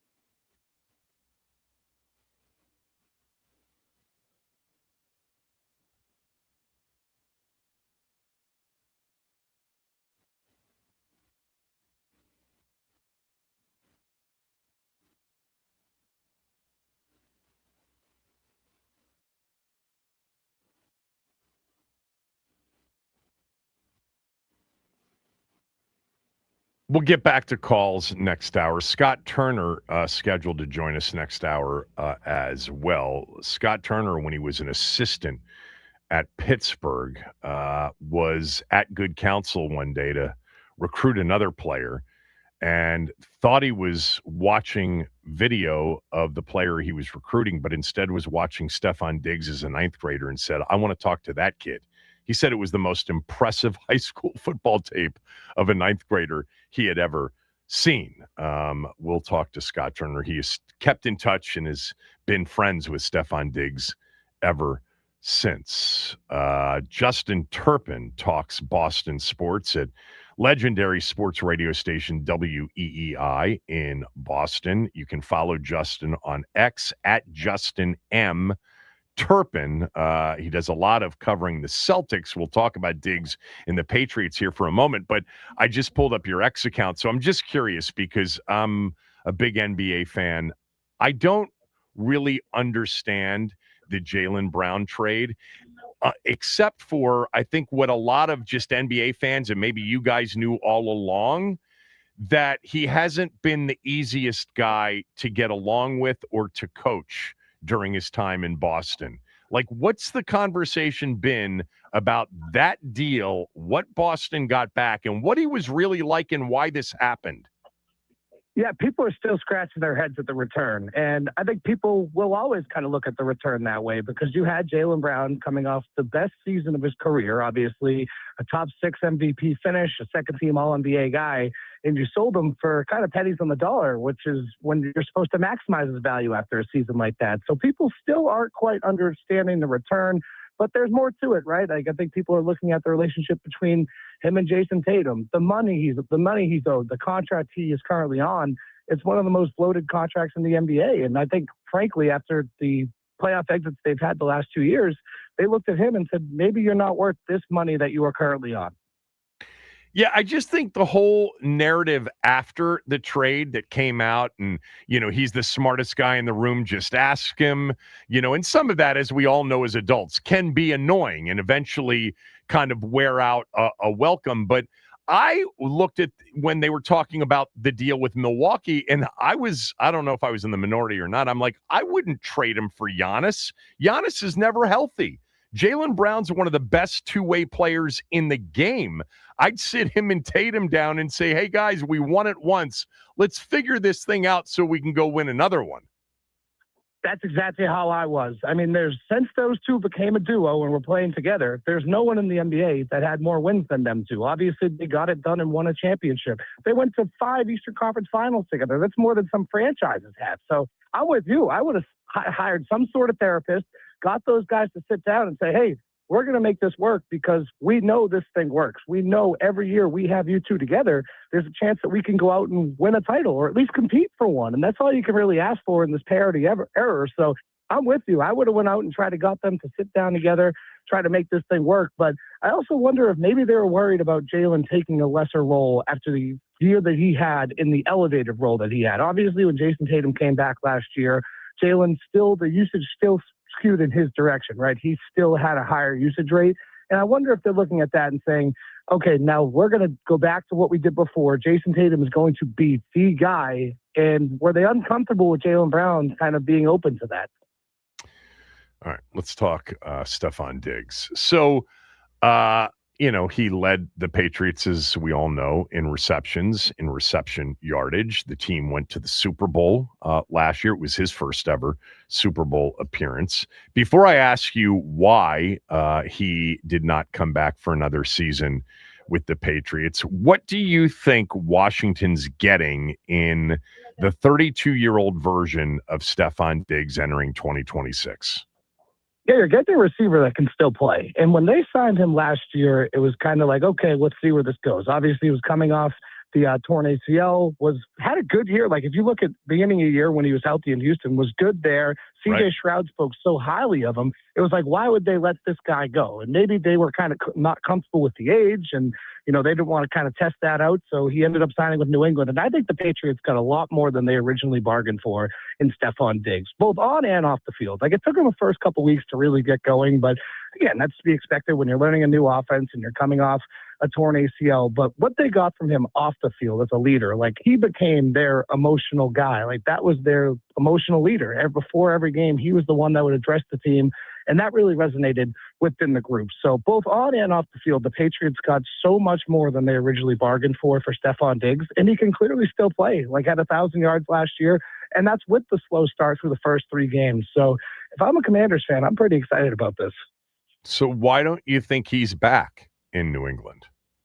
I think there's 2 things for it. Number one, it's very clear that they knew that they were probably going to end up with A.J. Brown this year. I mean, look at all the reporting right from when the season ended. Right. All the ties were that they were going to get A.J. Brown. And as soon as the league year opened and they can make that trade past June 1st, they did on the first day. So I think they understood that they were going to go out and get A.J. Brown. And I also think, kind of similar to Jaylen Brown, the money kind of came into that as well, whereas a lot of his money would have became guaranteed, maybe more than they were willing to give him, understanding that they were going to be bringing in A.J. Brown. So I think it really came down to the financials and the big ticket addition of Brown. I mean, so now that you knew he wasn't coming back there, and you've talked about what you think Washington's getting, I'm just curious, do you have any thoughts about Washington's team entering 2026? They needed another wide receiver to play opposite Terry McLaurin. It's been a big question mark. But is there a thought? Look, our franchises are somewhat. I mean, Washington, year 1 of Jaden Daniels went to the NFC Championship game. Right. Year 2, Drake May, the quarterbacks that went 2 and 3 in the 2024 draft, they'll be linked together with Caleb Williams and all 6 of them that went in the top 12 picks of that draft. Do you have a thought about Washington entering 2026? Yeah, it's funny because there was a lot of talk about Washington here last year where that was kind of a measuring stick, right, looking at what they did in Jaden Daniels' first year and the kind of the comparisons between the two. Like you said, there is kind of, there's connections there. There's similarities between the two. So that was a kind of a big talking point locally here. And now when you're looking at Washington this year, I think, first of all, a healthy Jaden Daniels goes a long way. I mean, the guy dealt with a lot last year. And I also think Terry McLaurin having a full offseason now because he had the contract dispute last year, missed a little bit of training camp. And you see when guys miss even a little bit, that can derail their season. You see it across sports where guys miss the first couple weeks of training camp. They miss whatever it may be, some practices, and they're just not necessarily ready to go when the season starts. And obviously the injuries played a big factor into that as well. But I think that division's pretty open. So I like the Commanders this year. One thing, Justin, about New England last year is the best defensive teams that they faced, maybe outside of Cleveland. They played during the regular season. Cleveland was obviously impotent offensively. But when they got up against Murderer's Row defensively, the Chargers, the Texans, the Broncos, and the Seahawks, I mean, they were bad offensively. And I'm wondering how much of the conversation about what they did during the regular season against lesser defenses, how much that's come up versus what they did offensively in the postseason. Oh, the schedule talk is absolutely real. And it was real all last year when you're looking at the teams they played. And then to your point, when they played higher competition, how much they struggled at times offensively. So that's definitely a real conversation. And I think a lot of people, at least locally, I feel like there's a lot of excuses being made for the way that they played in the playoffs last year. A lot of people are pointing towards the weather. Like when they played the Chargers, it was kind of a gross game. The Denver game, the second half of that was in like a blizzard. Like, right. They were kind of talking about the weather and they were talking about Drake May's shoulder. I feel like there is a little bit of excuse making being made for how they played in the postseason. But I will say, for as maybe not even as bad, he wasn't great, but he wasn't necessarily terrible. To Drake May's credit, when he needed to make a play in the postseason, he pretty much always did. And that I give him credit for, and especially for a second-year quarterback. So he deserves some credit for that. But, yeah, when you're looking at the schedule that they played last year, there's no denying that they definitely took advantage of it. And they deserve more credit for that as well, because how many teams have played a last-place schedule and didn't take advantage of it? So I give them credit, but that's definitely a real conversation. Yeah, you're right. I mean, we played the catch by Kayshon Boutte against Houston. That was a big time throw, big time catch. And then in the second half, in the blizzard against Denver, when they needed a huge first down to end the game, it was a third and a mile, and May scrambled for it, got the first down, and that was the biggest play in that game. So yeah, he made some big plays, even though his overall play was not great as a passer during the postseason. Man, that receiver room with Brown and Dobbs and Booty and Douglas and Kyle Williams, who really looked to me like he's got a chance to be special as an inside guy. Mac Hollins, it's loaded. There's been some discussion that maybe somebody in that receiver room will become available either by trade or by forced release when we get to September. How do you think it shakes out, and who do you think becomes available, if anybody? Yeah, Kayshon Boutte's been the one that everyone has circled. Entering the final year of his contract. Obviously, this is the biggest professional season for him. You want to maximize your value before you hit the open market. And I think that is why he has articulated to the team that he wants a trade, that he wants the chance to kind of expand in his role and go out there and be the guy. And it kind of looked like when he came, when A.J. Brown was traded for, when he got to New England, it looked like Kayshon Boutte was the odd man out because they're two ex-receivers. And it's tough to find ways to find them on the field together, but they have found a way to do it throughout training camp and throughout really for the first couple of weeks here in training camp. Like Kayshon Boutte has been one of their best receivers. It's been A.J. Brown and then Kayshon Boutte. I don't think depth can ever hurt a team, especially when you're kind of top heavy with the receiver groups they have. These things kind of have a way of figuring themselves out. So I'd probably want to keep Kayshon Boutte. Another one to watch would be Kyle Williams. Obviously, they took a high draft pick on him last year. He's been kind of primarily with the second unit here throughout camp. So that's another one I'm keeping an eye on. But I'd be a little bit surprised if they kept all 7 of them going into the season. So in Boston Sports Talk Radio, how much have you guys obsessed over the last couple of months over the Vrabel Diana Rossini story? A little too much. A little too much. I mean, that's all I ever wanted to talk about. It's funny because it was going on throughout the NBA playoffs. Like the Celtics are cruising, they're up 3-1. Right. Everyone's kind of talking about this, and then boom comes the collapse. And I think that's where things kind of changed because the Celtics season just went south so quickly. Obviously, set up a off season with a lot of question marks, and a lot of change here. So yeah, I think people talked about it a little bit too much, but it feels like it's in the rear view now. I feel like there will be more another shoe to fall, like whenever she goes out and talks or something. So like. Whatever, whenever. Well, what's the overall reaction? I mean, Vrabel just took you guys back to the Super Bowl. He's an excellent football coach. We know that. Yeah. That's an excellent staff, obviously, with Josh McDaniels as the OC. Does anybody care about his personal life, or is it somehow a character flaw that people are obsessed about? Seems to me, by the way, and I have no idea what the answer is, but just knowing a little bit about Boston, because I commuted back and forth from D.C. to Boston about 23 years ago, Monday up, back Friday, and I love Boston and went to Fenway a bunch of times and went to the Garden a bunch of times, that it's all football up there when it comes to Vrabel. Yes or no? 100%. 100%. Yeah, football is definitely king in this area, and it is kind of a split crowd. Like there are people that aren't really fond of him anymore because of this. And there are also people that were worried about his message maybe being lost within the locker room. Like last year, a big reason for their success is just the camaraderie of the team and how close that group was. And I think that started with Mike Vrabel and his message about being together and kind of being a family. And I think a lot of people are looking at that and being like, okay, well, if you're a player and, he's preaching this, like, does that message get lost? Another one, like a week before it all came out, like Travion Henderson was in the news for comments he made online, and Mike Vrabel came up to the podium and said, we need to make good decisions on and off the field. And then that comes out. Like, how does Travion Henderson look at that? So I think people were worried a little bit about maybe the message being lost, but for the most part, it has kind of been separate. Justin, thanks. Really appreciate the insight. Appreciate it. Again, at Justin M. Turpin on X. He talks about Boston sports as a part of WEEI radio up in Boston. Appreciate the time, man. Anytime. Thank you. Yep. The Boston sports market is awesome. In a previous professional life for about 16 months, I had to go up on Mondays, back on Fridays.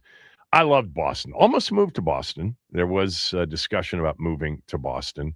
But, man, Boston as a sports market is phenomenal. Football, by the way, I don't think he meant to say that football's number one, because I don't think football is number one. I think probably the Red Sox. It's one of those, markets where baseball's massive, but they've had so much success. By the way, speaking of the Red Sox, 30-5 in their last 35 games. It's the best 35-game stretch for the Red Sox since 1912.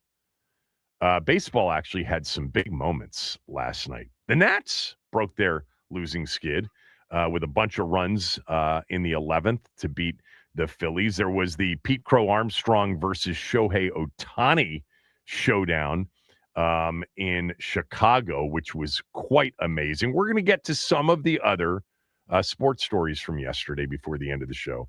But yeah, I think I said this on the air. It's like, if I were a Patriots fan, when they said that Mike Vrabel was not going to be present for like the final 2 days of the draft or whatever, on leave, I would have said, no, we're going to take the leave after the draft.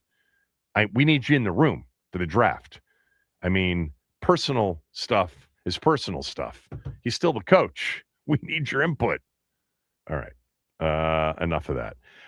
Scott Turner did text me. Something came up. He's not going to be able to join us today. So we'll get him at some point next week. So we'll open phone lines back up for a lot of you that didn't have a chance to get in. 301-230-0980.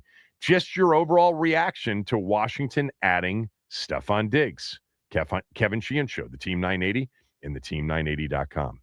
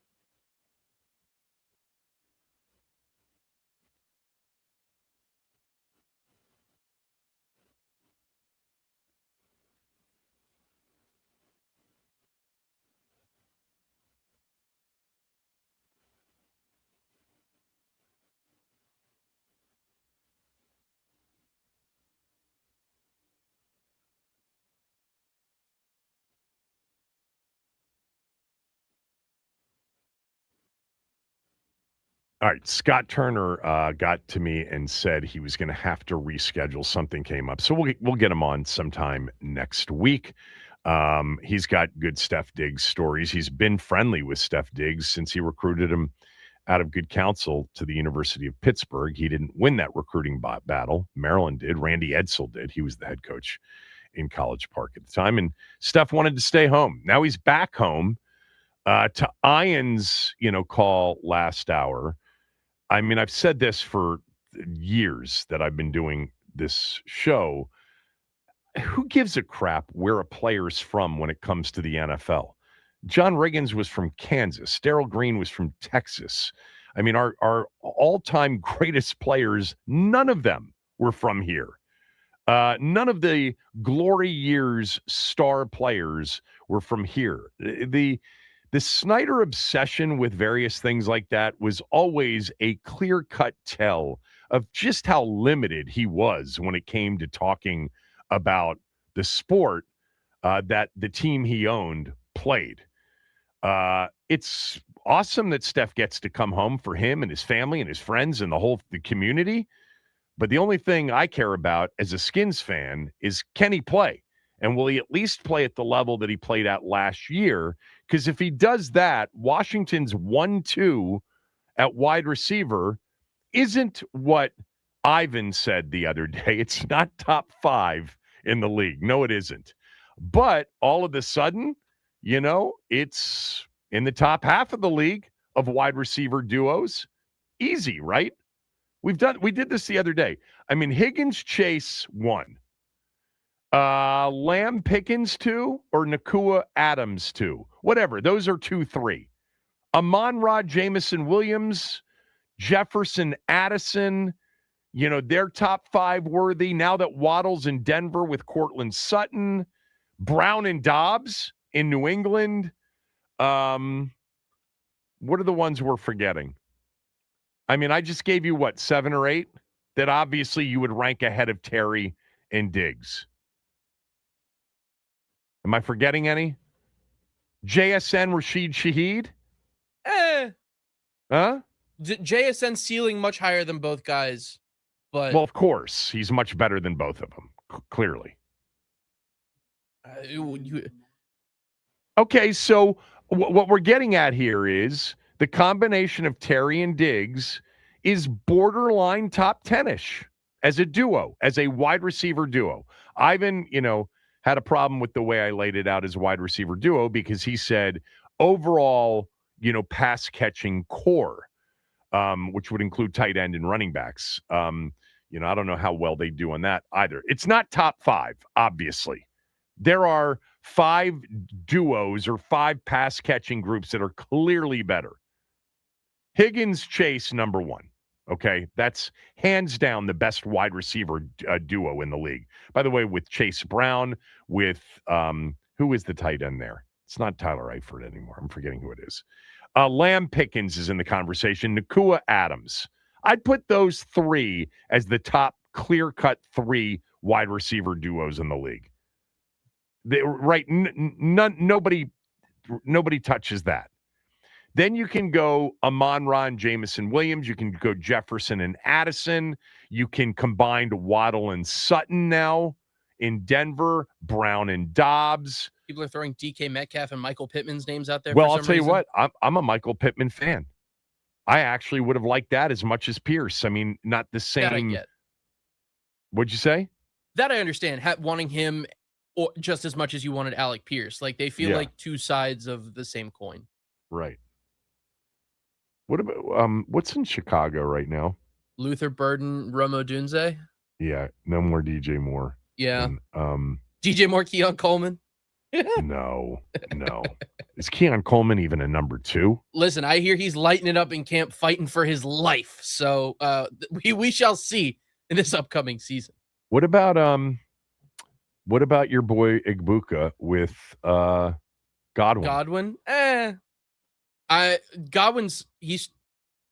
feel like he's old and injury prone at this point, and too much so for me to be able to put him on the list somewhere. All right. I mean, you could make the case. It's not a reach to say that the combination of Terry and Diggs as your top 2 receivers is borderline top 10 in the league. Yep. I think this is completely fair to say. Let's go to Anthony in DC. Anthony, go ahead. Man, your boy Iron can be a wet blanket sometimes. Oh, really? Really? Yeah. Talk about stating the obvious. Yes. He'll never be happy with anything. You know what? I've thought about this before. I can't believe how head over heels he was about Jaden Daniels coming out and then during his rookie year, because I don't think he's ever been that positive about anything related to the football And then he totally team. flipped after last year. Yeah, of course. Okay, go ahead. As far as Diggs goes, I expect incremental increase over what he did last year. Okay. That would be great. Exactly. Because that would be better than any removed. Terry season reception-wise in his career. Well, right? Incremental jump would put him at 90 plus. Is that what you're going to say? No, I'm talking in the sense of he's a year removed from the ACL injury.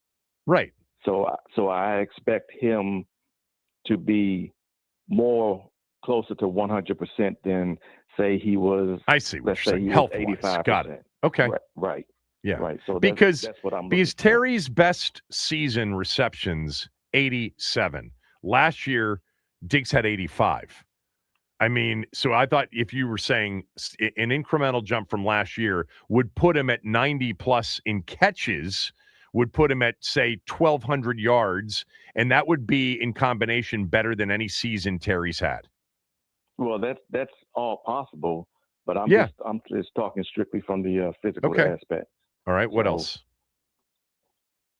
Since you brought it up, I just want to clarify something that goes back a few weeks to the DMV thing. Upon further review, I can say that anything center mass 25 miles out from DC is considered DMV. Anything beyond 25 miles till you get to Baltimore is no man's land. So Gaithersburg, that far out. So you're coming to my side on this. It sounds like. I'm coming to your side. All right. So 25 miles out from Center Mass, DMV. Yeah, I mean, like Big Tony's texting me. You know, Chris Kelly at Seneca Valley is one of the greatest players in the history of the DMV, and I've gotten Seneca Valley players multiple times now. His name in particular. A week and a half ago, you would not have considered Seneca Valley to be in the DMV. It was too far out in Montgomery County. Correct. Okay. Good. But now, all right. Now I'm agreeing with it. So. All right. What else? That's it. All right. Talk to you. Anthony in DC, everybody. Doug in Upper Marlboro. That is definitely a part of the DMV. Doug, go. Hey, what's going on, Kevin? What's up, Doug? First, I'm going to start with Diggs. I actually love the move, but I don't love it because I didn't like what we had opposite of Terry. I was kind of fine with having, those guys, the rest of the receivers that we had in the room. My thing was, if Terry would have went down, I wasn't happy with the options that we had to replace him. So I'm just happy in the sense that, because I think a lot of people think just because Terry got hurt last year, they think he's going to be fully healthy this year. That's not the case. Like, you can't guarantee health. So sure. I'm just glad that we have somebody in the room that, if something happens to Terry, we still got a bona fide one that we can go and, our goals. I think that's a really good point. It's a really good point. I haven't made that point. Is that if Terry had gone down again this year and they had gone into the season with what they had, it may have ended up looking like it did last year, and that would have been a major, major problem, even with Jaden healthy. Now you've got a guy that was legitimately a number one on an AFC championship team a year ago. I think overall, though, the thing that has me most excited about this, because I know I'm not getting the Stefon Diggs from Minnesota or Buffalo. Bob Malloy said he doesn't see much difference. So he's a much better football mind than any of us. But I think we're getting a different player. But what you are not getting that's different from what he's been throughout his career is you're getting an absolute game day badass. And walking into the Link for the opener and then going to Dallas in week 2, 2 road games before the Super Bowl champions come in here week 3. By the way, 2 of those 3 teams being potentially dominant defensive teams. I just feel better having Jaden out there with 2 guys instead of 1. And because Chig's never played in a game like he's going to play in the first 3 weeks of the season in Tennessee. And I think he's a good player. Right. You know, Van Jefferson's really, Diami's obviously played in playoff games, but Van Jefferson obviously won a Super Bowl. But by the time they got to that Super Bowl, OBJ was the number 1 receiver. So I just feel like you needed another alpha at wide receiver or just as a playmaker on offense. And we just added maybe the alpha on offense in terms of attitude and experience and, you know, fearlessness, competitiveness, the whole thing. I think that's going to be a huge, huge plus to this roster. Back to your, and to me, you were saying, I think from the shop, he hit it on the head. Joe Hayden is probably the best best high school player ever. Because you got to think, Kevin, Joe Hayden changed the way high schools up here recruit as far as the WCAC schools. How so? I don't know how. Tell me how. I'm gonna run down some names, Kevin. Byron Leftwich, Josh Morgan, Sean Merriman, Navarro Bowman, Ronald Darby, Derek Williams, Lamont Jordan, Chris Kelly, Vernon Davis, Vontae Davis, Josh Creers, Aurelius Ben, Sean Springs, all were public school kids. In the early, the 90s and late 2000s, the best football players went to public schools. Joe Hayden, the same. Joe Hayden was kind of the first top-notch football player that went to, not first top-notch player that went to a public school, but he was the first one to get noticed by a big Power 5 school. He went to Florida, started from day one. The first person in history, in Florida's history, the first freshman in history to start from day one. He started 12 games. And he played 3 seasons, went number 7 overall after his 3rd year. Before that, like I said, in high school here, outside of the Catholic schools, Brian Westbrook and Josh Wilson probably were your most notable NFL players, but they went to DeMatha. But you got to think, they went to Villanova and they went to Maryland. Before Joe Hayden, our best players went to Maryland, and they might have went to Penn State. But Joe Hayden was the first, outside of Donnell Dockett. I know he went to Florida State, but people don't realize Donnell Dockett is actually from Atlanta. He moved up here, but he's actually from Atlanta. But he played high school football here. Look, I want to move on, and thanks for the call. I would just say this. I don't, and I'm much more familiar with basketball. I've certainly followed high school football in this area. But we have seen much more recent, for a lot longer than the time frame you gave, the best public school athletes and players end up in the WCAC for a long period of time now, or even the IAC. You know, you go back to the 80s and maybe the 90s, some of the best public school players stayed in public school. But since the turn of the century, man, most, especially in basketball, I know that for sure, if you've got talent and ability, you're probably not going to stay in the public school. You're going to be in one of the Catholic schools or you're going to be in the IAC, one of those 2 leagues in town. All right, let's go to Samaj. Samaj, go ahead. Hey, Coach. Hey, Max. Thanks for taking my call, as always. Appreciate you guys. A lot of my feelings have already been expressed, but, you know, I'll just repeat them. And I'll start with your last point about Diggs that the previous caller mentioned, and that is that Diggs, as you phrase it, he's a badass on game day from start to finish. In my vernacular, he's a dog. And I love the fact that we just Clinton Portis was the same kind of, you know, during the week, other activities, not in the same light as Diggs, but on game day, there was nobody more competitive and physical and fierce as Clinton was on game day. Yep, straight up, 100% dog. And so my take on the receiving room is that we went from Terry being the best less than of the group, and less than that, much, based on what we knew. I mean, honestly speaking, you're probably right, but I would, being a biased Bergen Gold fan, I would just say, with Terry being the one star of the group. But now with Diggs in the room, I have to also, compliment another caller earlier. I also give AP an absolute A for this offseason. And I think by the end of the season, all the AP doubters will have to just shut up and just give the man his flowers, because for what he's done on defense and then adding Diggs on offense, I mean, the guy just clearly deserves an A. And also staying away from my youth. I was praying for that the whole off-season, spring, early part of summer. Just don't touch that guy. And so everything turned out to work out well. And lastly, Kev, I just want to say, man, I feel better about the whole upcoming season now at this point, and especially, like you said, the first 3 games. I think we can match up with anyone now that we got a 1A and a 1B as a lead out receiving core, along with the new coordinators and all the new guys and the new dogs that have been added on defense.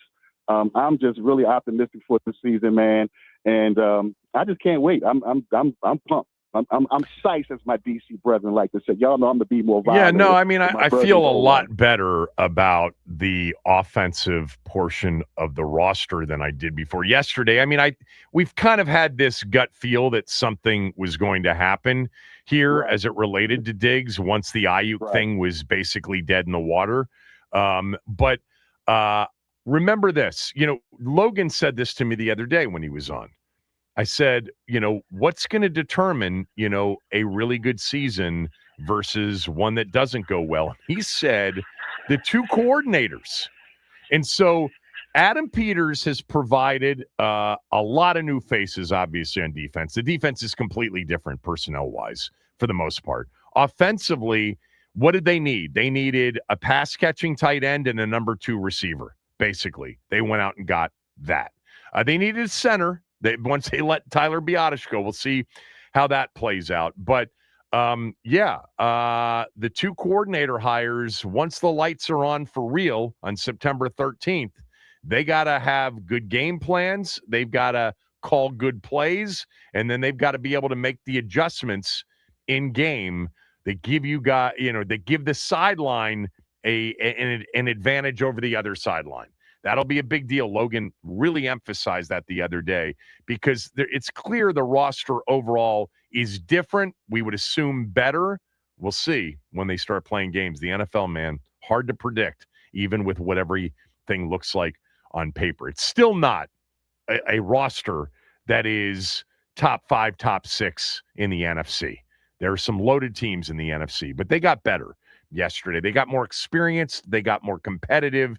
They got, I think, also Diggs in time soon enough that he should be totally ready for Philadelphia week 1. All right, Athen, Mark, Joe, DC, Willie, stay on hold. We'll take more of your calls next. Kevin Sheehan Show, the Team 980 and the team980.com.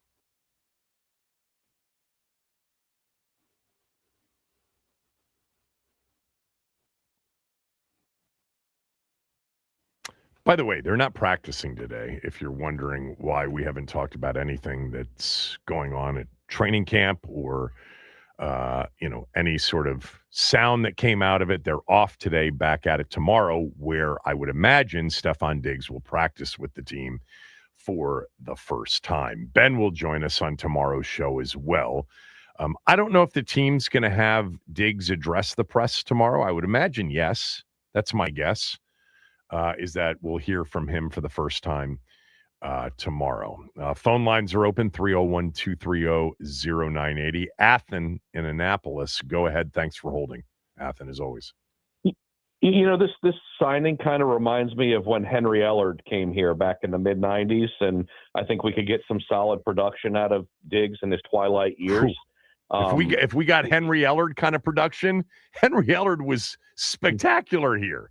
Spectacular. Yeah, they had 3 really solid years, but it kind of reminds me of that because Diggs is durable for the most part, other than the ACL year. I think he's been pretty durable in the league, and we've been one of the least talented teams on paper in the division for a minimum of the last 5 years because of the previous regime whiffing on draft picks and other draft picks being underwhelming. And our quarterback got killed last year because of the lack of talent around him on both sides of the ball. I mean, our wide receivers last year, you might as well have gone to the flea market and you might have gotten better. So this is a big year. You didn't like Robbie Chosen? You didn't like Tay? You didn't like Chris Moore? Actually, Chris Moore had a couple of nice grabs. Yeah, it was not your best. It was not their best effort in terms of the players they put on the field. Of course, that was not the anticipated lineup, Athen, that they were going to have out there last year. Well, true, but I just want to add that this is the most talent that Jaden has had around him since he's been here on both sides of the ball, and it's now go time. It's go time now because we got to see what he can do with it, because pretty soon Mama Dukes, his mother, is going to come knocking on the door for $50+ million a year. Oh, it's going to happen. Hopefully it happens sometime in mid-February, post Valentine's Day. That would be nice. I just looked up Henry Ellard's career here. So he came in Norv's first year, 94. By the way, that was the year that they had, in addition to Heath Schuler, they started John Freeze. They went to Schuler. Schuler then gave way to Gus Farad. But listen to Henry Ellard's numbers in Washington. All right. In his first year, just 74 catches. That's really good. For 1,397 yards, he averaged 18.9 yards per catch, 6 touchdowns. Then he had a 56 catch season for 1,005 yards, 17.9 yards per catch. And then the best year of his career in average yards per reception, he averaged 19.5 yards per reception on 52 catches on that 96 team that started 7-1 and ended up not making the playoffs. Henry Ellard was an immaculate route runner. I mean, he really was a spectacular route runner. Thanks, Athen. Let's get Mark and Largo on. Mark, go ahead. Yeah, I think this is a great move, but I also think it comes with some down, and I think the down is probably going to be Adam Peters is probably going to have to do something with his godson, Luke McCaffrey. There's no way Luke McCaffrey's going to make the team, man. No way. Look, we're talking about the 6 best receivers on this team, and he's not one of them. And we all know that. And, it's just I think this was I don't think Adam Peters made this move. I think somebody either above him or he was being forced to do this. Why? Adam Peters did not want to do this. Why? Well, I'm of the opinion that he wants to protect one receiver more so than he does want to play, more so than the quarterback on this team. Now, you could say that's crazy, but I'm not going to say that's crazy. It is crazy. You and I both agree. And especially given that the receiver that you're talking about is Luke McCaffrey. Well, Kevin, let me ask you this. We both agree that Adam Peters fired Cliff Kingsbury last year, correct? We both agree with that. No, I don't agree with that. Once again, comprehension or just hearing in general, it impacts you. No, I never said, and never believed that that was only Adam Peters' decision. Okay. I think Dan Quinn also really believed that a different style of offense, a Shanahan, McVay, Ben Johnson style of offense would be the way to go. And I think and more importantly, they didn't want Blau to leave the building. They never wanted him to leave the building, and he would have been gone had they not elevated him. And it just worked out that way. Now, I want to just kind of recap briefly what you have stated here in this call, that Adam Peters' number one goal is to protect Luke McCaffrey more than even protecting the quarterback. Do you want to revisit that and maybe rescind that? Well, let me ask you this, Kevin. Look at the receiving core right now. Mm-hmm. You may say that's crazy. Everybody who's listening may say that's crazy. But look at the receiving core right now. He had to be carried kicking and screaming to get Stefon Diggs. And you know this how? Carried kicking and screaming. Because I guarantee you he was thinking Brandon Ayuk 8 weeks ago. Was that protecting McCaffrey? Okay, and that may be fair. He tried to sign Alec Pierce. He tried to sign Romeo Dobbs. Was that protecting McCaffrey? Come on, man. Mm-hmm. Get it together. Yeah. So look, real quickly, I got to let you go here because Warren Sharp, you're going to hear from him next. He really went in depth on the signing of Diggs. But I threw out in the opening segment, I think maybe a guy like McCaffrey could get dealt. That would not be protecting him, by the way, or it might be helping him out to go back to San Francisco with his brother where they need wide receiver help for, I don't know, a conditional 4th, 5th, something like that. What do you think? Does that sound good to you, Max? I actually like Luke McCaffrey, and Logan told us the other day he's having a really solid camp. Yeah, Luke's getting a lot of guff the past couple weeks, but I was telling this to Brian. I've seen more from him than I have from Jalen Lane. Now I understand that Jalen Lane's you're going talking into about year in real games. Yes, yeah, of course. Yeah, I mean Jalen Lane was a rookie last year. Jalen Lane's a punt returner right now. He might turn into more than that. Exactly. Look, Stefon Diggs is going to cost somebody a roster spot. There's no doubt. I think it's a hard choice to make in terms of who it'll cost unless they move on from a receiver via a trade. All right. Warren Sharp, always excellent with sharp football analysis. You'll hear what he had to say on my podcast yesterday about Stefon Diggs to Washington. That's next.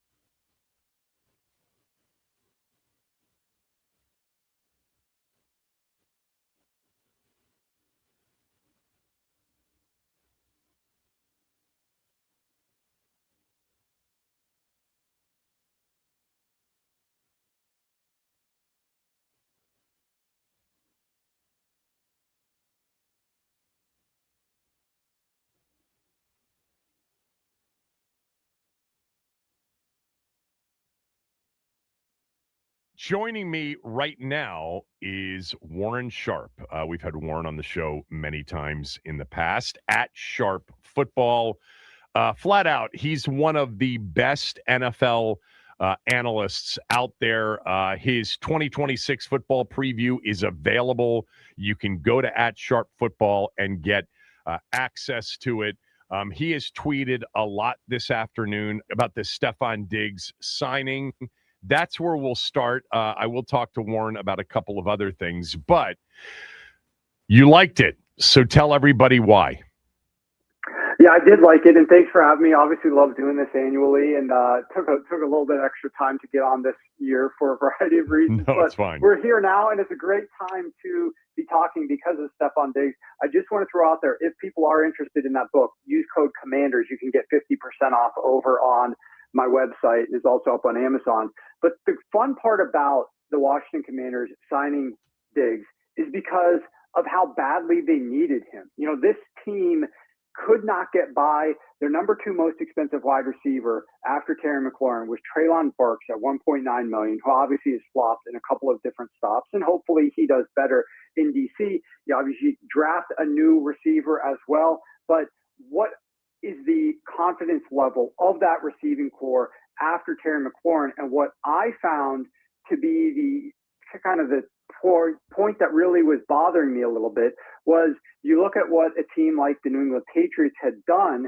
for their quarterback, Drake May, who was drafted just a couple spots away from Jaden Daniels in the same year. They changed their offensive coordinator, upgraded him, bring in 2 new number 1, number 2 receivers this past offseason, and really helped and spent a lot of money at that receiving position. And then you look in DC, and we weren't seeing the same type of support system built out for Jaden Daniels. Jaden Daniels has been injured. Jaden Daniels needs to stay healthy. And if you put too much on Jaden Daniels' shoulders, he is not going to be able to stay healthy. The guy is such a competitor. He wants to win for DC so badly. But if his number 1 receiver is Terry McLaurin and they don't have anybody else out there, I was anticipating the fear of Jaden Daniels holding on to the ball a little bit longer to force things and maybe getting hit in the pocket. Jaden Daniels taking off to run a little bit too often, rather than trusting the receivers, trusting the new offense from the new offensive coordinator, and playing in the pocket, distributing the football, and staying healthy all year. I think the acquisition of Stefon Diggs is going to help the health of Jaden Daniels, which could be one of the most important aspects that people won't talk about as it relates to this acquisition. But what I will say is there are a variety of statistics here that I think most people probably don't know about the Commanders last year. They had the number 5 highest rate of incompletions due to wide receiver error of any team in the NFL. When targeting the slot specifically, 10% of their incompletions were due to wide receiver error, the 4th highest in the NFL. Steph Diggs had a 46% slot target rate in New England last year, the 5th highest in the NFL. He operates out of there a ton, and Steph Diggs had overall last year the number 1 best catch rate of all receivers with 100+ targets. The number 1 most accurate target catch rate. If a target was accurate, this guy was catching it 9 out of every 10 times. He had only 2 drops all season long. He had the number 1 lowest rate of wide receiver error. He was able to be a consistent possession type receiver, a security blanket for Drake May last year. And I think the same thing could happen here in DC. And they just needed him so badly. One other statistic about where Steph Diggs lines up and where the Commanders were throwing the ball last year. It's a different offense this year, obviously, but the Commanders threw between the numbers last year at the number 5 highest rate of any team. And between the numbers, 37% of their incompletions were due to wide receiver error. That was the number 2 highest in the NFL of every team. Diggs had the number 8 most total targets on passes thrown between the numbers. And on those targets, he ranked number 1 in EPA per play and number 4 in accurate target catch rate of all qualifying players. So Diggs is just going to be somebody that hopefully the Commanders and Jaden Daniels specifically will be able to count on. And I think that will go a long way to both the upside of the passing attack, the well-roundedness of the offense, and the health of Jaden Daniels. So I want to ask you about the wide receiver error number, because I read this and talked about it on the air a few weeks ago, but I almost reached out to you to get more clarification. But I want you to just go through that again. It's going backwards a bit, but there were so many issues last year at wide receiver, and I tried to emphasize the fact that, with not only their quarterback barely playing, he played in 4 complete games last year, start to finish, out of the 17, Jaden Daniels did. But Terry McLaurin missed 7 games, and Noah Brown was out. It was a disaster injury-wise for them last year. And it wasn't just injuries, as you know, to a large number of players. It was their best players that were getting injured and missing the majority of games last year. But specific to incompletions due to wide receiver error, will you lay out what defines wide receiver error for me? Yeah, so specifically, it's a drop.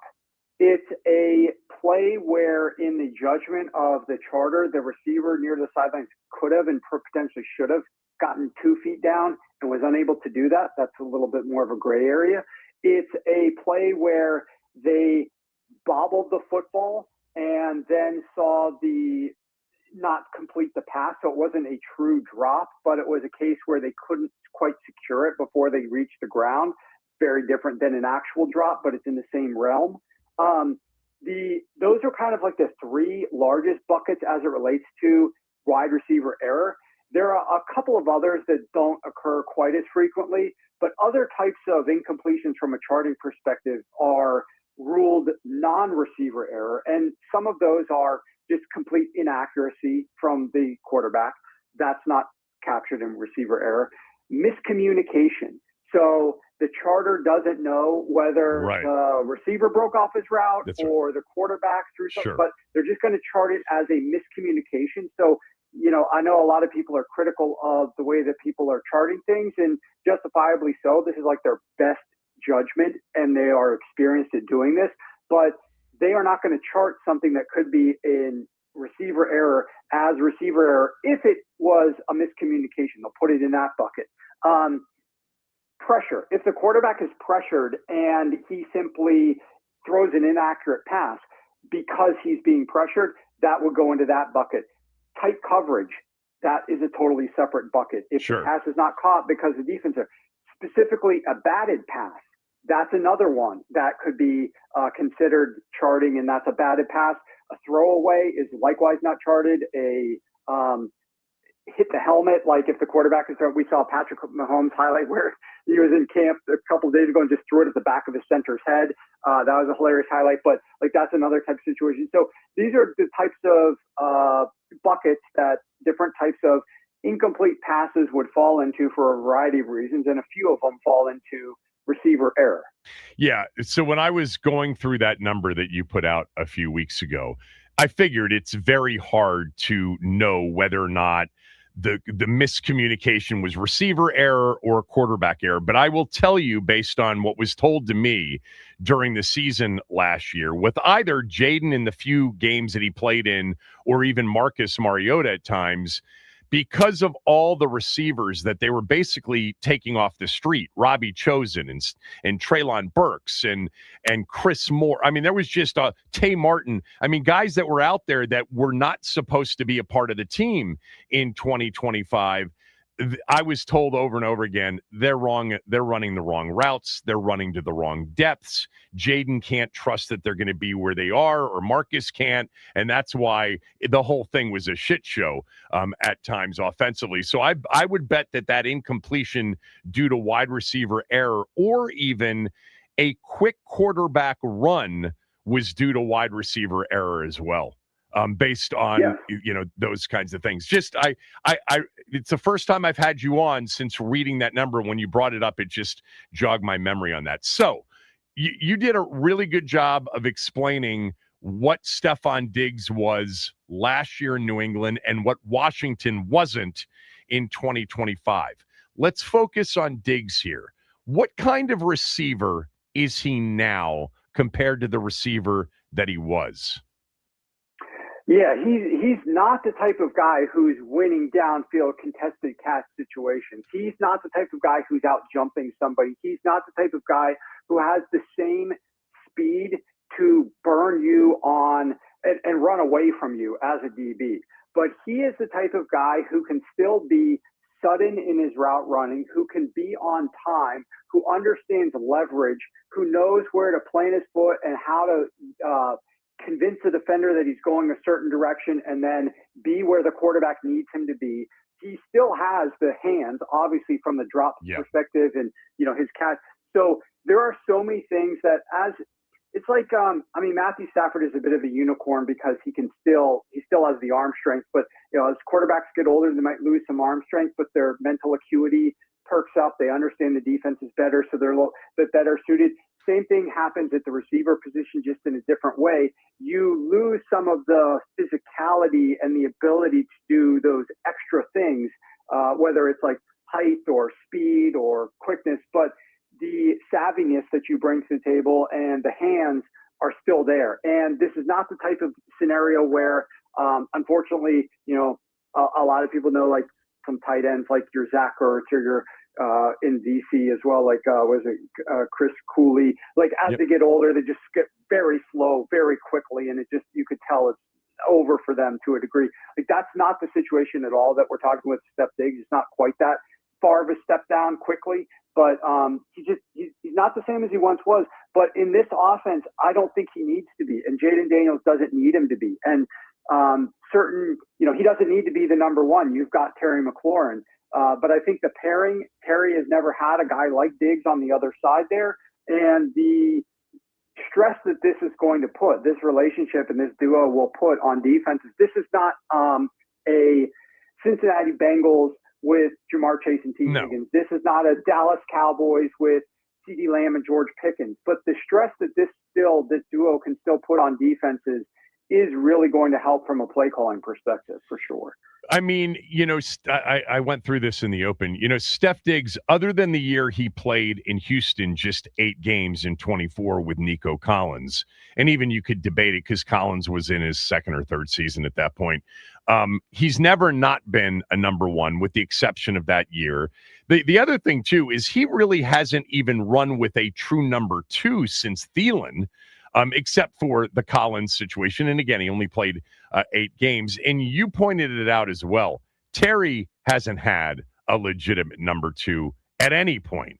But how would you view, this is overly simplistic because they're going to be on the field. They're going to be moved around in the David Blau offense.